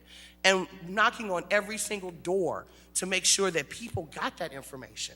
You cannot assume that everyone in the community has access. So you're right, Mayor, there is some disconnection to the resources that are available. But a group, an organization such as Project Amani would like to be the glue that helps get those resources to the people, boots on the ground immediately. There are existing organizations that do this, and I do understand there's a lot of work put into it. The SNET is great. I think that is a great collaborative resource that we should be a part of as well. This is just an example of those, but it is about your circle of influence and who you can bring to the table to affect change. So we talk about policy sessions and planning meetings. What are the potential outcomes? And I'm just going to direct it. You can read the list. We've said it before. We want to decrease in behavior problems, disruptive behaviors at home, physical fighting. What we do know is that kids that are involved in positive activities with mentorship don't pick up guns. They learn different ways to de-escalate, and there's an investment in their future. I get it. You know, we get tired. The older you get, you don't have patience for it. You're like, whatever. I look at it like I have a 9-year-old, and I'm terrified. I don't know about any other moms in here. Are you terrified? I'm terrified of what the future is for them. So my goal here tonight is to, one, make a better future for the next generation. I don't know where she'll land. She might land here in Peoria. I might land here in Peoria. And for those reasons, I believe that I should be a part of that. The future generation is important. We have to listen to what they're saying, and we should actually take the time to maybe give them a play and see how we can help. What I want to know is, what do we really want to do here? And I say this to myself every day, is what are we trying to do? Do we continue to sit around and talk about what the problem is, or do we know we live in it? I mean, some of us may have to go home and we got to walk over. I know I do. Yellow tape. I got to go around so many blocks because they've blocked everything off. And the Chicago police are not playing. When you call them, they're coming. And that's not to say you all aren't playing, but I live a similar reality in many situations. So this is a sense of urgency. This is my call to action to not only the council members, but the community, to say we have to stand up. We need to be the ones to make a difference. And if we don't stand together, then we will fall for anything. Now, if you don't believe that, then we can continue to have these conversations, and I'll stay in Chicago, and I'll watch the videos of us still having these conversations. And I'll say, I was just there a month ago, we were talking about the same thing. Or you can take a harder look at what Project Amani offers and what we want to provide to the community. I am the voice of the community. They are saying, we're ready. We're tired of talking. Let's do. I know that there are a lot of organizations out there that have been involved in previous conversations, and I know that you all have worked tirelessly. But Mayor, you are right. This is a strategic, collaborative effort that requires different, multifaceted, and multi-level approach. So I would ask that you all consider us. We can, we will, and we must change the narrative going on in our communities. Starting with just one, we can make a difference, one zip code at a time. I thank you all for giving me this opportunity. I believe we can be the change you want to see. And for more information, I have a slide here. I did say we went green, so there are supporting documentation that goes with it. All of it related to the CDC, a public health organization that has decades of research. I think in combination with the numbers, demographics, SNET dashboard, we can pack a powerful punch against gun violence and youth violence in the community. So I thank you for the opportunity to give you an overview, and if you guys have any questions, I'm here. Thank you, Ms. Vasquez, for driving all the way down for the presentation. Does council have any questions? Can I get a motion to receive and file? Oh, okay. Council member?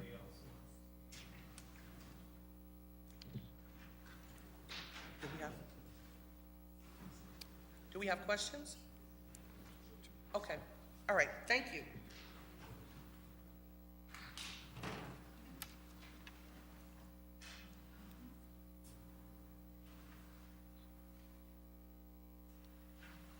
Am I able to speak? This is kind of different, Mr. Greb. You've been here for 21, years? I think we had something to do with that when we were naming the street for Richard Pryor. They put all these restraints on things, shut you down. Just a little joke, but real-time information. You should be able to just get up and speak, Mr. Allen. What's your name, sir? Mark Anthony Porch, Okay. 61605. Mr. Greb said speak. Throughout the day, people were like, you got to say something. Carolyn is wonderful. I'm going to start off talking about Miss Vasquez.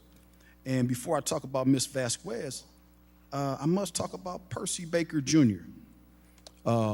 She came to Peoria to work with Percy Baker Jr. Percy was having a heart problem. He was needing a heart transplant. So he was connected with Gift of Hope. She was with Gift of Hope. And my relative passed away. Percy passed away. Eventually, he did eventually get a heart transplant, but he eventually did pass away and things of that nature. And I was running a program in District 150, Mr. Greb, the district I grew up in. I told the guys downstairs, this is like my playground, being in this horseshoe. I grew up on 600 West 7th Street. It's still there. They call it Martin Luther King Drive in Shipman. So downtown was my playground. And so she came to work with Percy. And I'm running a program, Homework Mastery Center. At that time, Miss Long was the administrator at the front desk there. Mark, you're doing a wonderful job. I'm like, tell everybody, because it's for the people. Then things happen. I'll get back to that. But my buddies were like, hey, we got to go out. It's your birthday. Have a little enjoyment. So I met Carolyn. She's also a racquetball advocate, racquetball coach. Her team just won nationals in Des Moines. So now her kids get to go to Guatemala. And she met me and she said, you're Percy's relative. She said, just help me. Continue. She said, you don't know what I can do for you. I'm looking at her like, what you can do for me? This is my city. This is our city. And then she finally realized that Percy was my relative.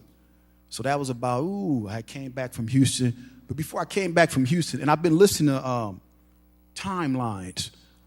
Andre, I've been doing it since 1927. My hip-hop granny is still living at 94. So she tells me, tone it down, baby. We get it. We get it. So she didn't just start it 1 year, 1927. Then I go further than that. When you go on Martin Luther King Drive on 7th Street, Denise, me and your cousin, those two houses are still there because we were playing in the back. Those two houses, Wade sat in the front. Wade's in sat in the front. We was in the back of those white guys, that white guy's house. And he came out and we turned to run. But we couldn't go nowhere. And he froze and we froze because it was a big old door there. The French built it. And he found out that he had natural spring water. And they opened it up and you can ride a canoe. That was in the 70s. But this city was founded by Jean-Baptiste Point de Sable. So when we talk about, I only use ethnic origins for specific purposes. This is our community as melanin black people. We founded this community. Then Jean-Baptiste de Sable, he got kicked out.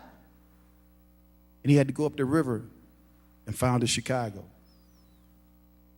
And now I think about that relates to my life. I've been kicked out, but I ain't never gave up.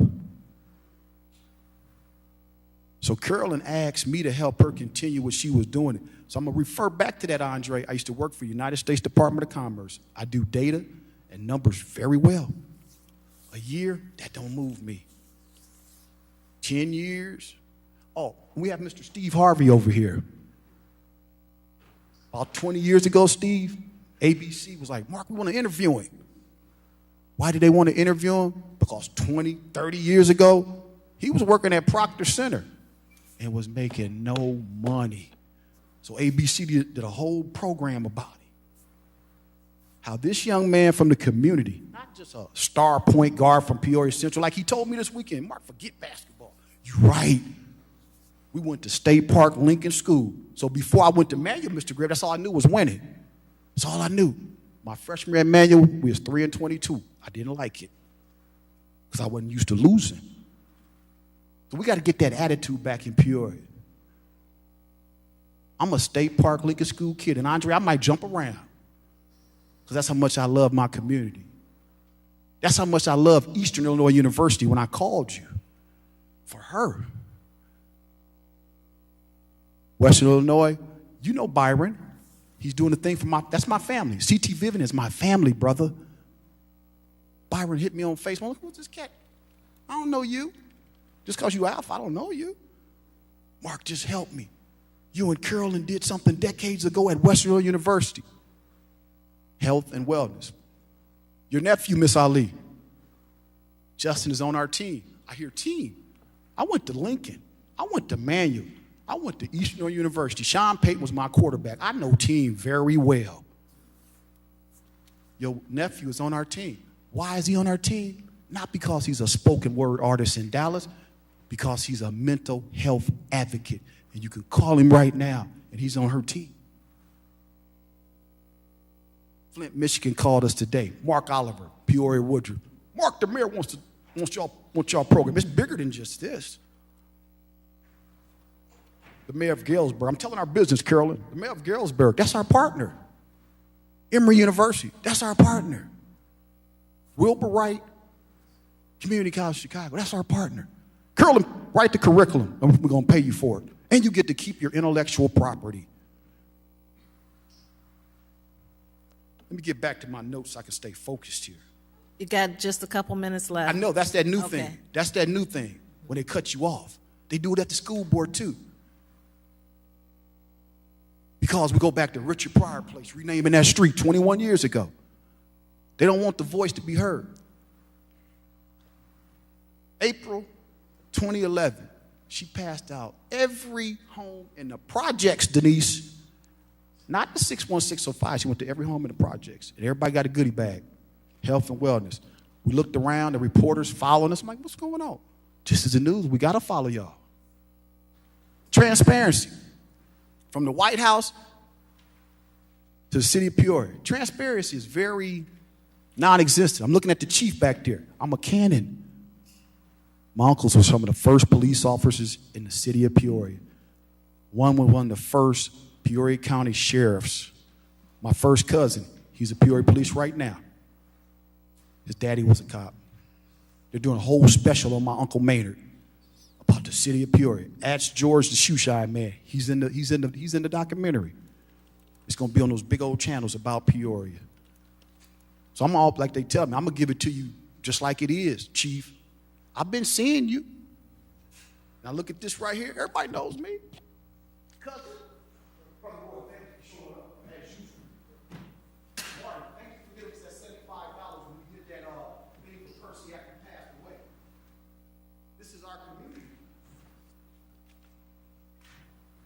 Chief, you're from Elgin, right? Is that where you were from? I was in Elgin a few years ago. Almost make me want to holler. But we was in East St. Louis. I sent you the video, Mr. Greer. We were in the dirty East St. Louis, the dirty, but it was beautiful on Juneteenth. And that little 3-year-old had got shot. But we had Lincoln Park. They don't even put East St. Louis in the statistics anymore, do they, Chief? No, they don't, because they already know it's at the top. But the news was there, and you couldn't hear a pin drop, Andre. I couldn't get to the brothers event because I had to stay in the hood. But they called me. Ted and them called me. I said, I can't get with y'all right now, brothers. I got to stay with my man, Clint, because he's in a wheelchair. So that was his 11th annual Put Down the Guns and Pick Up Your Sons. And Peoria's Mike Alexander, when you look at that Fox News video, Mr. Greb, Mike did his song, and the park just went bananas. Then you had that little boy in that wheelchair at 3 years old. Thank you, Mr. Porch. Now, I'm graciously being cut off. But I think you pretty much get our point. Mr. Ulrich, Scott Moore, still my partner. When Best Buy came here, they said, who's doing something good? I didn't get a chance to spend that $10,000 Best Buy gave the organization. We've been doing the work. Steve Harvey's been doing the work. When they got that $1 million for Carver, nobody that looks like us made sure he got paid. And before Miss Ali was the mayor, she was getting ready to meet with the mayor, artists, and the Caterpillar Incorporated to give her $1 million to continue her work at Carver. And she just graciously keep coming back, because she already been doing it. She already been here. I couldn't go around Carver for years, Andre, because I couldn't tell the little kids she wasn't coming back. Thank you, Mr. And I'm going to graciously stop, because you pretty much get my point.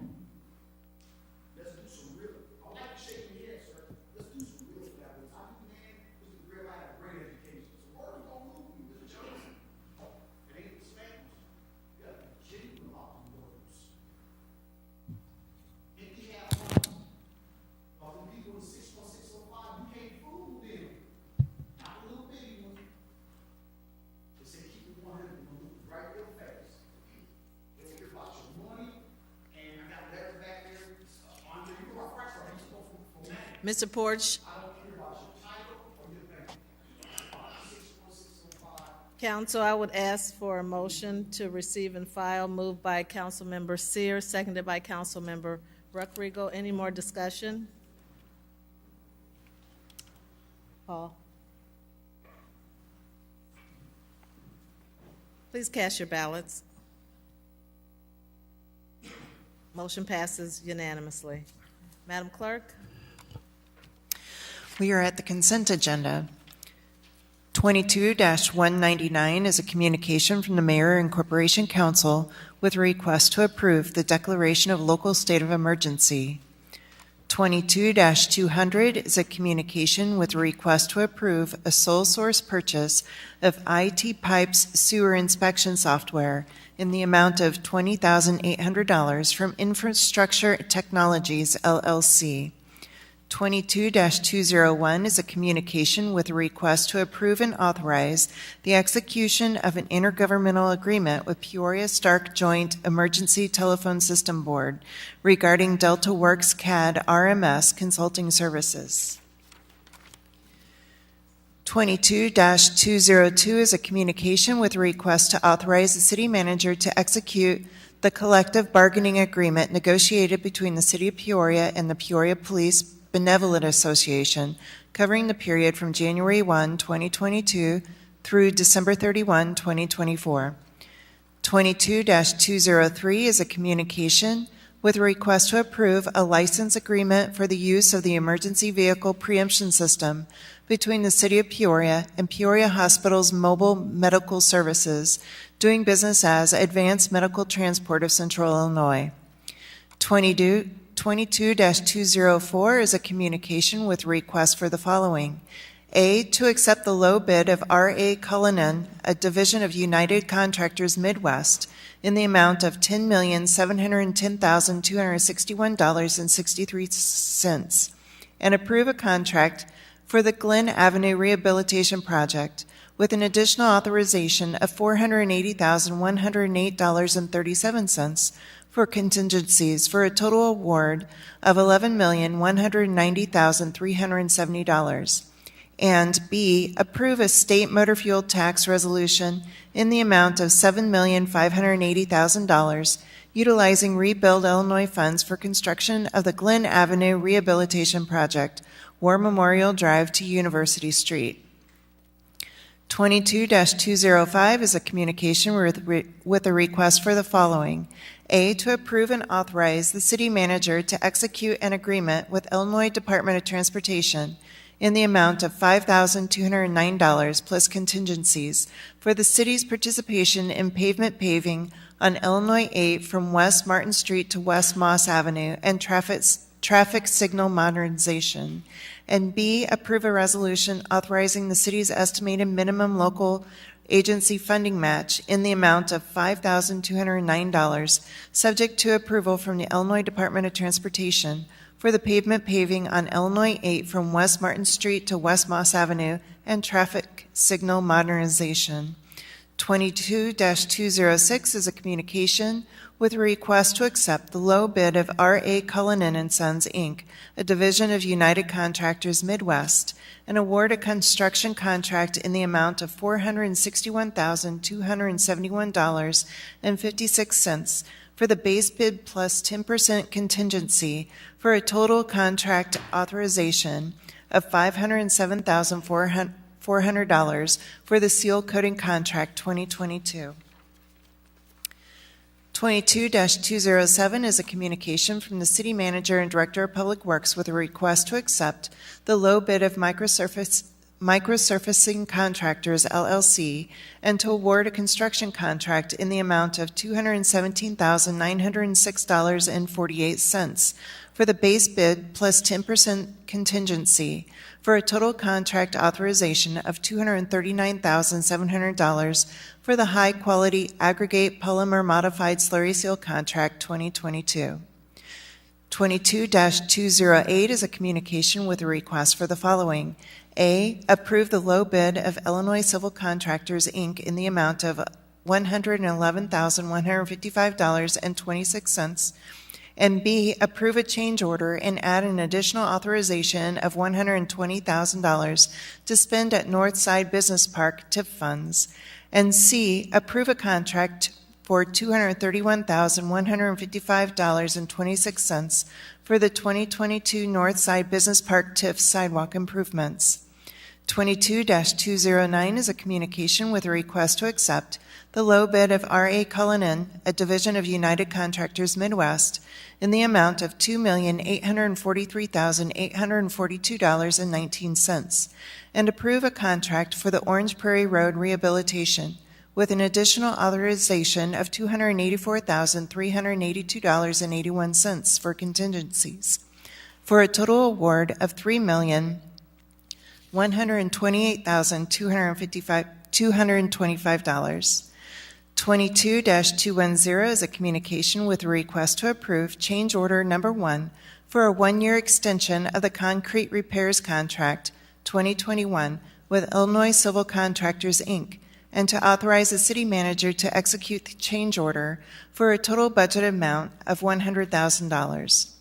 22-211 is a communication with a request to accept the low bid of J.C. Dillon, Inc., and approve a contract in an amount not to exceed $266,000 from the base bid of $241,685, with an additional authorization of $24,315 for a total award of $266,000 for storm sewer cleaning, televising, and evaluation. 22-212 is a communication with a request to approve a resolution authorizing PMA Financial Network, LLC, and PMA Securities, LLC, to provide investment services for the City of Peoria. 22-213 is a communication with a request to approve a resolution terminating the City of Peoria initiative to complete the Jefferson Street one-way couple reconstruction projects. 22-214 is a communication with a request to approve the 2022 Annual Action Plan for submittal to the Department of Housing and Urban Development with a total 2022 grant allocation of $2,752,208. 22-215 is a communication with a request to concur with a recommendation from the Planning and Zoning Commission and staff to adopt an ordinance approving a special use in a Class R4 single-family residential district for a short-term rental for the property located at 2303 West Marquette Street. 22-216 is a communication with a request to concur with a recommendation from the Planning and Zoning Commission and staff to adopt an ordinance amending an existing multifamily plan in a Class R6 multifamily residential district to add a multifamily freestanding sign for the property located at 6625 North Big Hollow Road. 22-217 is a communication with a request to concur with a recommendation from the Planning and Zoning Commission and staff to adopt an ordinance approving a special use in a Class C1 general commercial district for a vehicle service and repair for the property located at 4749 North Sterling Avenue. 22-218 is a reappointment by Mayor Ali to the Advisory Committee on Police and Community Relations with a request to concur of Chanel Hargrave Murray and Lee Lang. 22-219 are reappointments by Mayor Ali to the CDBG Public Service Advisory Commission with a request to concur of Alexander Aikijaku, Jada Hare, and Sherry Cannon. 22-220 is an appointment and reappointment by Mayor Ali to the Downtown Advisory Commission with a request to concur of John Jack Barris, Kimberly McGee, and Angie Walker. 22-221 is an appointment and reappointments by Mayor Ali to the Fair Employment Commission with a request to concur of Solivian Dismuke, Sherry Carter Allen, David McGinty, Carl Holloway, Denise Moore, and Ronald Ruffin. 22-222 are reappointments by Mayor Ali to the Housing Commission with a request to concur of Regina Morgan and Sean Hayes. 22-223 is an appointment and reappointment by Mayor Ali to the Municipal Band Commission with a request to concur of David J. Little and John Day. 22-224 are reappointments by Mayor Ali to the Peoria Civic Center Authority with a request to concur of Carrie Ross and J.D. D'Alfonso. 22-225 is a reappointment by Mayor Ali to the Liquor Commission with a request to concur of Michael O'Brien. 22-226 are reappointments by Mayor Ali to the Peoria Public Library Board of Trustees with a request to concur of Barbara Van Auken, Margaret Cousin, and Ruth Bittner. 22-227 is a reappointment by Mayor Ali to the Planning and Zoning Commission with a request to concur of George Garib. 22-228 is a reappointment by Mayor Ali to the Public Arts Advisory Commission with a request to concur of Jane O'Haver. 22-229 are reappointments by Mayor Ali to the Peoria Urban Forestry Advisory Board with a request to concur of Michael Price, Randy Swenson, Amy McLaren, and Ella Maxwell. 22-230 are reappointments by Mayor Ali to the Tourism Reserve Fund with a request to concur of Councilmember Sid Ruckriegel, Councilmember Dr. Kieran Velpula, Marwin Spiller, Timothy Spears, and Daniel Curry. 22-231 is a reappointment by Mayor Ali to the Riverfront Program and Policy Advisory Committee with a request to concur of Patrick T. Sullivan. 22-232 are reappointments by Mayor Ali to the Fire and Police Commission with a request to concur of Thomas Burke, Leonard Eunice, and the Honorable William Watkins, Jr. 22-233 are reappointments by Mayor Ali to the Solid Waste Disposal Landfill Committee with a request to concur of Councilmember Timothy Riggenbach and Councilmember Zach Euler. 22-234 is an appointment and reappointments by Mayor Ali to the Sister City Commission with a request to concur of Timothy Doyle, John Day, Diane Joseph, Thomas Denisa, and Wensley Duran, Jr. 22-235 are reappointments by Mayor Ali to the Transportation Commission with a request to concur of Colin Cohen, Bernard Goten, and Brent Baker. 22-236 are reappointments by Mayor Ali to the Zoning Board of Appeals with a request to concur of Laith Al-Kafaji, Richard Russo, and Ryan Cannon. 22-237 is a reappointment by Mayor Ali to the Mayor's Advisory Committee for the Disabled with a request to concur of Thomas Peterson. 22-238 are reappointments by Mayor Ali to the Historic Preservation Commission with a request to concur of Leslie Matuzek, Jan Kraus, Marissa Farrell-Gold. And 22-239 is a communication from the City Manager and Finance Director Comptroller with a request to receive and file the month ended April 30th, 2022 unaudited financial report. And that concludes our consent agenda. Yeah, I say so too. That was very well done, Madam Clerk, yes.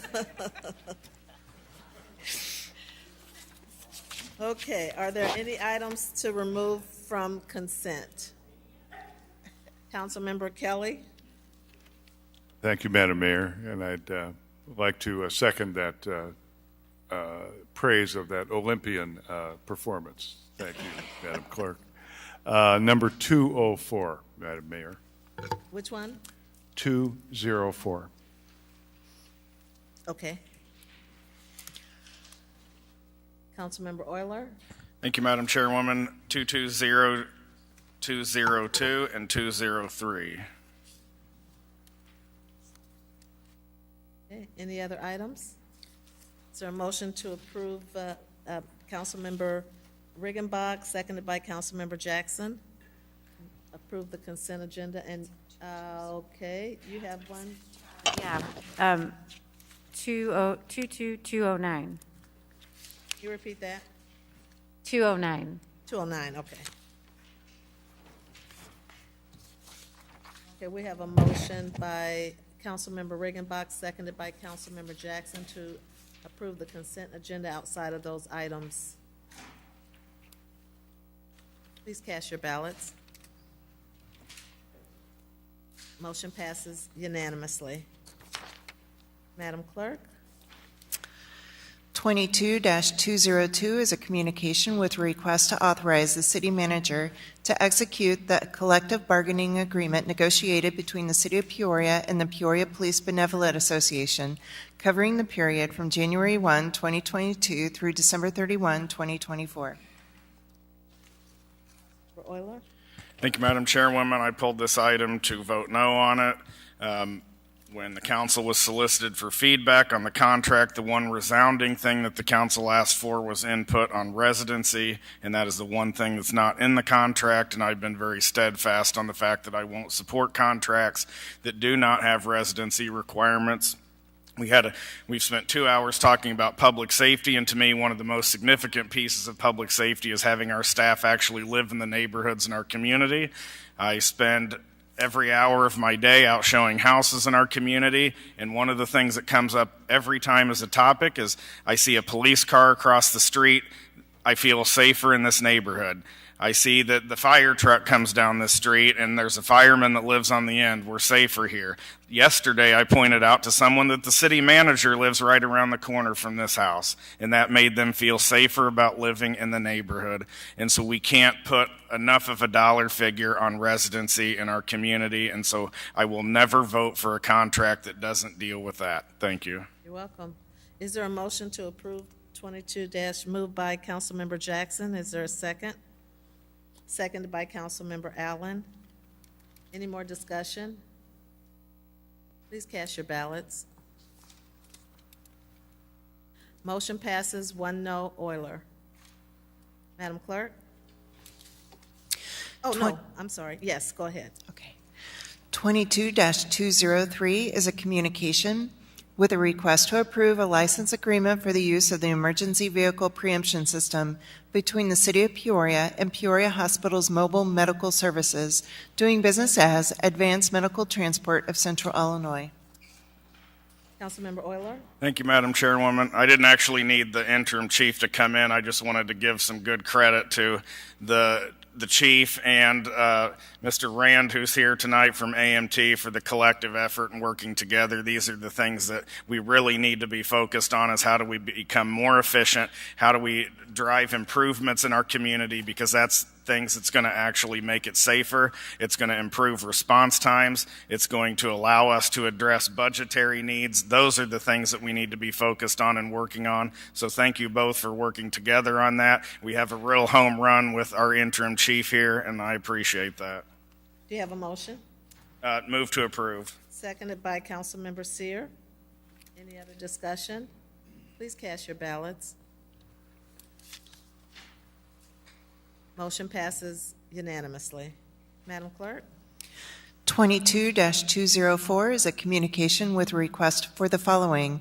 A, accept the low bid of R.A. Cullinan, a division of United Contractors Midwest, in the amount of $10,710,261.63 and approve a contract for the Glen Avenue Rehabilitation Project with an additional authorization of $480,108.37 for contingencies, for a total award of $11,190,370, and B, to approve a state motor fuel tax resolution in the amount of $7,580,000, utilizing Rebuild Illinois funds for construction of the Glen Avenue Rehabilitation Project from War Memorial Drive to University Street. And we'll need two separate motions, please. Thank you. Council Member Kelly?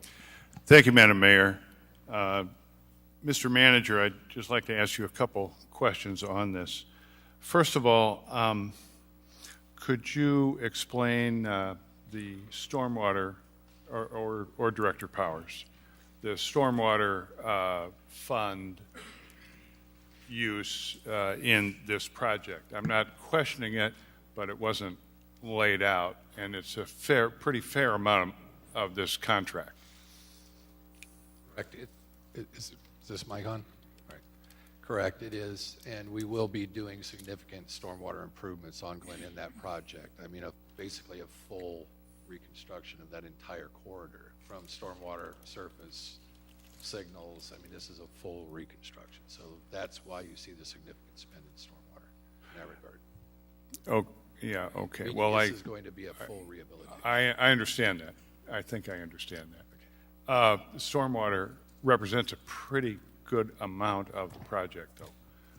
Are we going to end up same kind of trench with culverts, or are we going to... Curb gutters, pavement, you'll see some green infrastructure, you'll see a lot of storm improvements in that regard. Okay. All right. You mean the characteristics in the cross-section, will it be typical? Well, I don't need a whole encyclopedia, but it just seemed like there's a lot of the project that is devoted to stormwater. That is correct. And there's going to be a lot of stormwater improvements in that. I don't have the project actual breakdown from where it's at in front of us, but it is a significant stormwater investment on Okay. the project. Thank you. And this may be your question or the manager's question. I don't know which. I'm a little confused, and I went through the info, and I couldn't quite get an answer. B says approve a state motor fuel tax resolution, which I think I understand, in the amount of $7.5 million, utilizing Rebuild Illinois funds. Now, to me, that sounds like a different pot. Are they both being used, or are these two synonymous, or what? We get two receipts of motor fuel tax dollars from the state. There's the state motor fuel tax distribution, and then there's what they're calling the Transportation Renewal Fund distribution. Councilwoman Jackson has the IML magazine on her desk. In that, it talks about the estimates for revenues for this current year, and it includes a line for the Transportation Renewal Fund. This is considered grant funds from the state. It's not permanent. It's going to eventually expire. But we were looking for one project where we could utilize those dollars. It's easier from an administrative standpoint to spend it on one large construction project, and so we're using these dollars on Glen Avenue. Okay. And how much is each share? The Transportation Renewal Funds, the Rebuild Illinois, is just under $7.6 million. There's $1.5 million in stormwater, and the rest will come from motor fuel tax dollars. Okay, okay. I get it now. I'm sorry. I thought the 7.5 was split between these two. But I see that the state motor fuel tax is the $7.5 million, and the other is unspecified. No, the Transportation Renewal Funds, the grant funds from the state, is the $7.6 million. The rest, and then 1.5 in stormwater. So that's 9.1 million. The remaining dollars will come from local motor fuel taxes and state motor fuel taxes. And you'll see that in the capital budget as we present that forward to you next year. Thank you. Thank you, Madam Mayor. You have a motion? I will move to approve item A. Okay. Is there a second? Seconded by Councilmember Graham. Councilmember Jensen? Thank you, Madam Mayor. I just wanted, since this got pulled, to just say yes, I'm so glad to see the city finally fixing this section of Glen. I know it's been in deep disrepair for a number of years and been an ongoing complaint for many of the residents. So I'm happy to see this going through, just like I'm really happy to see that Allen Road has been repaired in that section between War Memorial and Northmore. It's really good to see these things happening, so thank you. Councilmember Graham? Andre Allen's happy as well. Did you have? No, I would go along with the Okay. motion to approve. Okay. All right, it's been moved and seconded. Please cast your ballots. Item A. Motion passes unanimously. Councilmember Kelly, I move to approve item B. seconded by Councilmember Valpula. Any discussion? Please cast your ballots.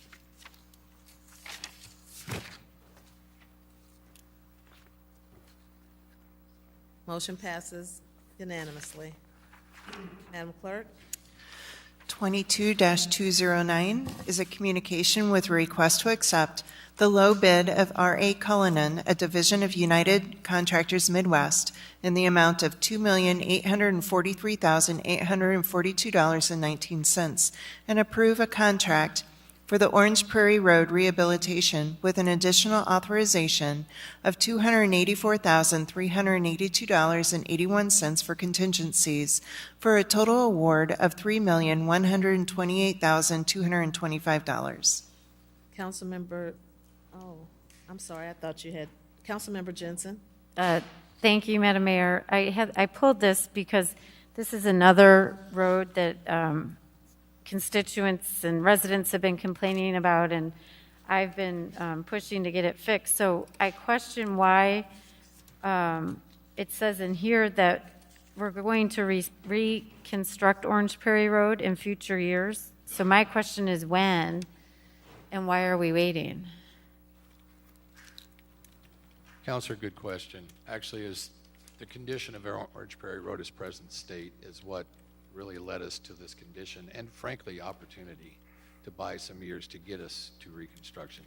Not dissimilar to what we did with the other alternative funds we had available from the Allen Road project that we redistributed. We are simply buying time. And what years? I believe we originally had this scheduled for reconstruction, if I'm not mistaken, 26, 27 time frame. And this will be basically a sewer improvement, or excuse me, stormwater improvement, along with some patching and then an overlay to buy us that time to get us probably to that point, or to the point of your debate, I'll just put it that way, that we'll see what the road looks like at that point. We originally had it scheduled for reconstruction in those years. So if the overlay holds that we have over this next 2 years, again, we'll be doing the sewer work and the patching first and then the overlay next year. If that buys us the time that we would normally see in an overlay, we may get beyond those years. But again, that would be something for you to consider in those years when we say future. And quite frankly, it's cost. The reconstruction of this road is about $16 million, and we don't have $16 million to reconstruct this road. Okay, so, and I was having difficulty hearing the director, so what was the year that now the plan is to get it reconstructed? 2026? 26, 27 time frame. Okay. When we presented this item, coupled with Pioneer Parkway and the Allen Road from War Drive to Northmore, we talked about intermediate improvements that will buy us some time and allow us to extend out the life of these roads for the foreseeable future. So that's what we were trying to do with this, and why you have this coming forward at this point in time. Thank you. Sorry. You moved to approve. Is there a second? Seconded by Councilmember Allen. Councilmember Allen? Thank you, Madam Mayor. Since this item was pulled by Councilmember Jensen, I just want to take this time to thank Director Powers and Public Works for bringing this alternative proposal forward where we were able to reallocate those funds from the Allen Road project and address Orange Prairie. I do want to give kudos to Councilman Sear because I know you fielded a lot of concerns about that road before it came to my district, which I'm very excited to have. And I know, Mayor Ali, you live over there as well, too. And I know you get your hand full of emails for this road. So very excited. Kudos to Public Works for bringing this forward. And we look forward to driving on a smooth surface soon. Thank you. Thank you. Okay, no more discussion. Please cast your ballots.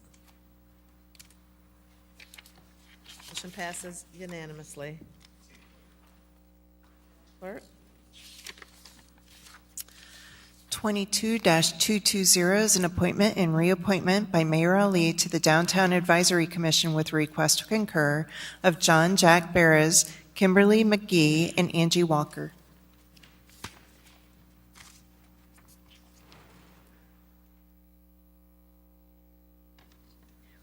Was that not one of them pulled off? Zach? No. it Councilmember Euler, did you have another one? I thought you had No. 3 of them. We've done them. Okay. Yeah. My apologies. So, we do not have anything for regular business, so we are on to unfinished business. 22-167 is a communication with a request to approve $25,000 for a cure violence assessment to be paid from the American Rescue Plan Fiscal Recovery Funds. Councilmember Allen? Thank you, Madam Mayor. In 2007, I lost one of my best friends to gun violence as he was the first homicide of the year, R.I.P. DeAndre Allen. In 2019, a study by CBS based on 2019 data from that year from the FBI named Peoria the 15th deadliest city in the country with 22.53 murders per 100,000, which was our population. In 2021, we experienced a record year of homicides. Me supporting the Cure Violence Assessment isn't a vote of non-confidence in current existing resources in Peoria, but illustration of continued support. But I feel that we need an external review of our city to give us a true, unbiased outlook of our city that will put the proper players, stakeholders, and resources in position that will give us the best offense to be successful at curbing violence in our city. With that being said, I would like to make a motion for approval. Thank you. Is there a second? Seconded by Councilmember Jackson. Any discussion? Please cast your ballots.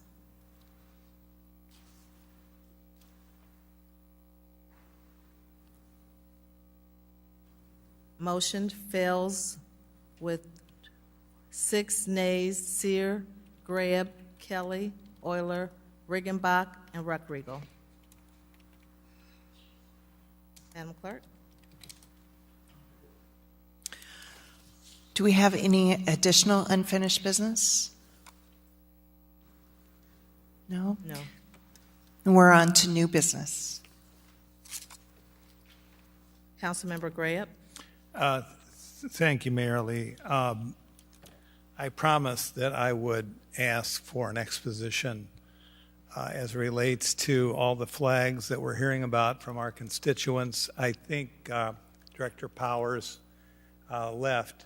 Manager, are you prepared to explain why we're getting all these calls about all these flags and how long people have to leave these on the public right-of-way in front of their homes? And the red flag, I believe, has a certain meaning, and you can go through the whole 9 yards. Director Powers knows I'm going to be asking this question. It would save us a lot of additional phone calls for those who are listening tonight. Everywhere those flags are, Director Powers, there's not necessarily going to be some kind of infrastructure work done. Is that correct? Correct. Can you give us the color code? Sure. Red is electricity, meaning the colors of flags. Yeah, red is electric, yellow is gas, those types of things. See where we at. White is like a planned dig, and then you have, what am I missing? Blue is water. or some kind of potable water.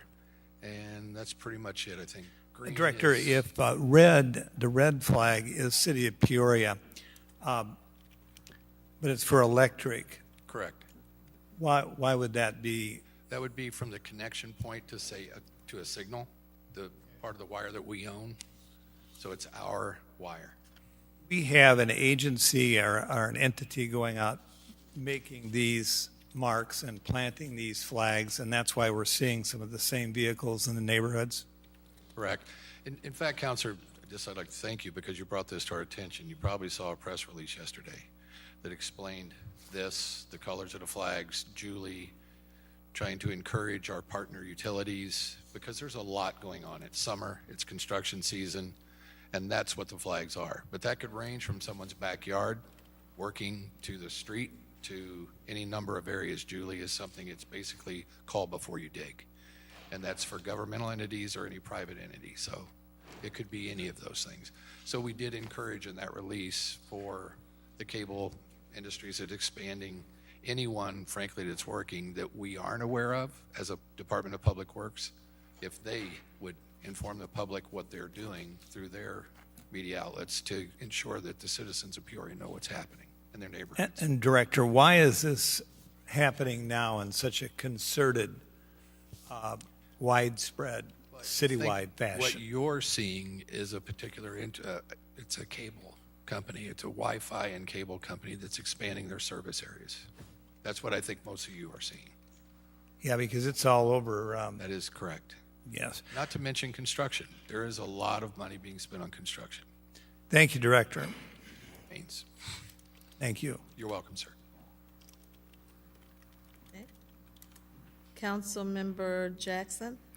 Thank you, Madam Mayor. I just wanted to talk about an initiative that Southside Community United for Change has reactivated. Our president, Martha Ross, could you stand up? She's here tonight, and I'm just happy. You know, we talk about wanting to try to find solutions to violence, and you know, we have been wanting for a number of years to reactivate our summer litter patrol program.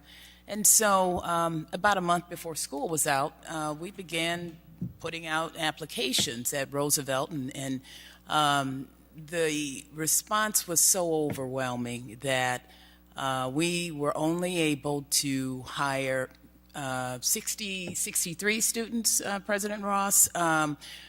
Young people want something to do. When we talked to them, we told them there's a method to our process. We're not just providing little jobs for students to pick up litter. We're also, Busey Bank is one of our sponsors. They've provided the first financial literacy class. The Tri-County Urban League is also going to be hosting classes, and the whole goal is to connect these students with opportunities, educational opportunities, support systems that will help them next year as they go through the school year. But I just want to say we had such an overwhelming response that we have a waiting list. We had to turn away people. We are into the second week, and we still have people sending messages. I got a phone call from a woman who lives in Weaver Ridge wanting to put her child in the program just because she wanted to find something productive and worthwhile and something like our program to connect her child with. So just hats off to SCUC for trying to find creative ways to help young people. And one takeaway that I have gotten from this is that people want jobs. Some of our students are as young as 12. We have some that are 16 and 17. They want jobs. Adults want jobs. When people don't have jobs, that's when crime tends to go up. So as we think about what we're going to do to help fix this problem of crime, we also need to keep in mind that if we don't deal with it, there's a big economic implication there that we could potentially lose from. So While you talk about having people like the city manager living in your neighborhood, as we try to market Peoria, people also want to know that they have a safe city in which to move to. And so I just want to encourage my colleagues around the Horseshoe, we've got to start thinking outside the box if we want to try to come up with creative solutions to crime as well as economic development in our city. Thank you, President Ross, for your hard work, and thank you, Southside Community United for Change, for what you're doing. Thank you, Madam Mayor. You're welcome. Congratulations. Thank you. Member Kelly. Thank you, Madam Mayor. I've got two items. The first one I need some parliamentary procedure advice on. I'd like to talk about having a policy session on violence reduction. I don't believe I can make a motion about that tonight without prior notice. Is that correct? Thank you. That's correct, but you could suggest that we come back with some potential dates and place that item on the next agenda. I would move. Is that a motion or just a request from me? Either way. Okay, well, I will make that request of the manager that we have some potential dates for a policy session on violence prevention, and that on our next meeting's agenda, a vote on whether or not to hold such a public or a policy session. And my other item is related to that. I don't know that anyone around this horseshoe is against violence prevention, etc., but violence is a symptom. Violence is an outcome of a lot of contributing factors. I'm sure that I'm not even close to aware of all the factors, but I think that if you look at statistics on, let's say, heinous crimes around the country, you find that virtually every perpetrator is a fatherless young man. I believe that we have federal policies which seek to help people, especially young women who have pregnancies, but there are penalties involved in these programs. If they get married, if they get a better job or whatever, they can be cut off or reduced significantly. There is an economist by the name of George Gilder who suggests that the poor, many of the poor in America, are in the very highest tax brackets. They earn a little more, they lose even more than they earn. I don't believe the federal government's going to change any of this, but I'm interested in having a look at some of these funds coming to us to see if we can indemnify the kinds of behaviors that we would like to see, especially in many of these cases, marriage, when it's a statistical fact, I guess, or whatever, that married men make a great deal more money than single men, adjusting for education and experience, etc. There's something that's very fulfilling in men about being married, especially with children. I'm sure that women like to be married too. So I would like a report back at our next meeting, and Mr. Manager, I'd be very happy to work with you on this, on a proposal to do a pilot project in our city, to take some of this money and figure out ways, if possible, to indemnify these young women so that they don't finally get stuck and they're not able to get out without great costs to themselves. So, Mr. Manager, if we could work on that together, I'd appreciate it. Maybe we can bring something at our next meeting.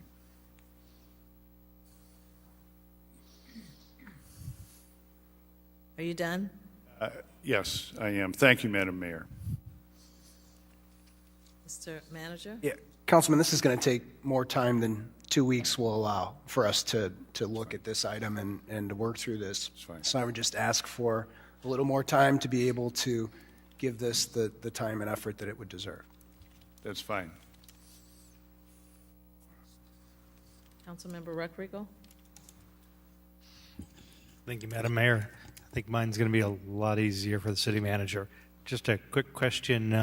The bridge had a couple of calls from constituents who noticed that the past couple days over the weekend the bridge was not lit and didn't know if you had an update on that. Yeah, the bridge we were undergoing some maintenance on the bridge and the lights were out. It's been out periodically for the last probably couple of weeks just as they're trying to do some work on the bridge lights. Thank you. Councilmember Sear? Thank you, Madam Mayor. Just a comment and a question for Mr. Manager. Number one, congratulations.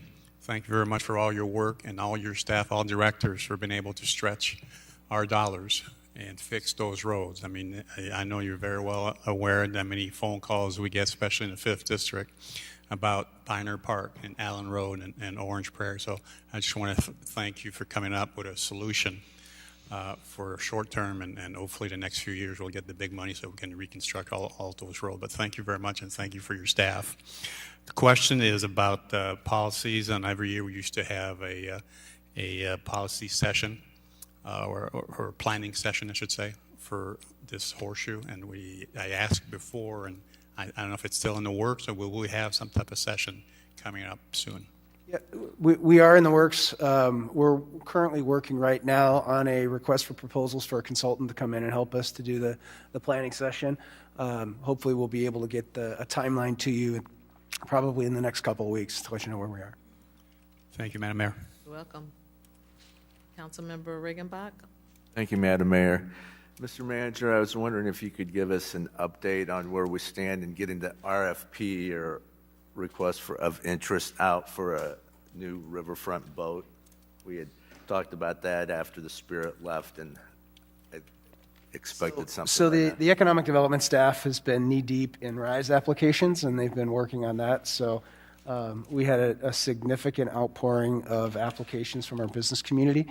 So hopefully once that's wrapped up, we'll be able to work on turning our attention to getting an RFP out on the boat.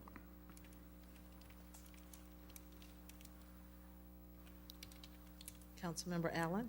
Thank you, Madam Mayor. Mr. Manager, is there an estimate of when those who applied for the RISE applications will be notified of their status? I don't have a current timeline right now, but I'll get you that tomorrow and let you know what that is. Thank you. Thank you, Madam Mayor. You're welcome. Councilmember Kelly? Thank you, Madam Mayor. I'd just like to inform the council that the Landlord Registration Committee, or whatever we're called, continues to meet. Our next meeting is on July 7th at 10 o'clock, room 300. Certainly, council people are welcome. If you give me a jingle, we don't want to have more than 3.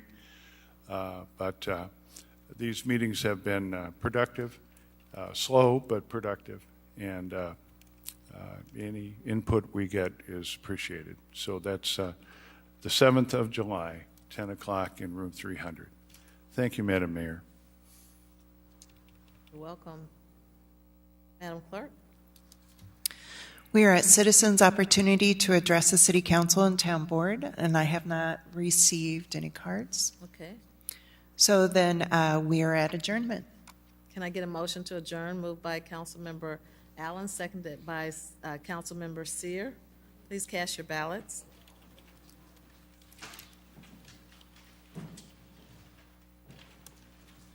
Councilmember Jensen? Ballot. We're adjourned. Thank you for your service.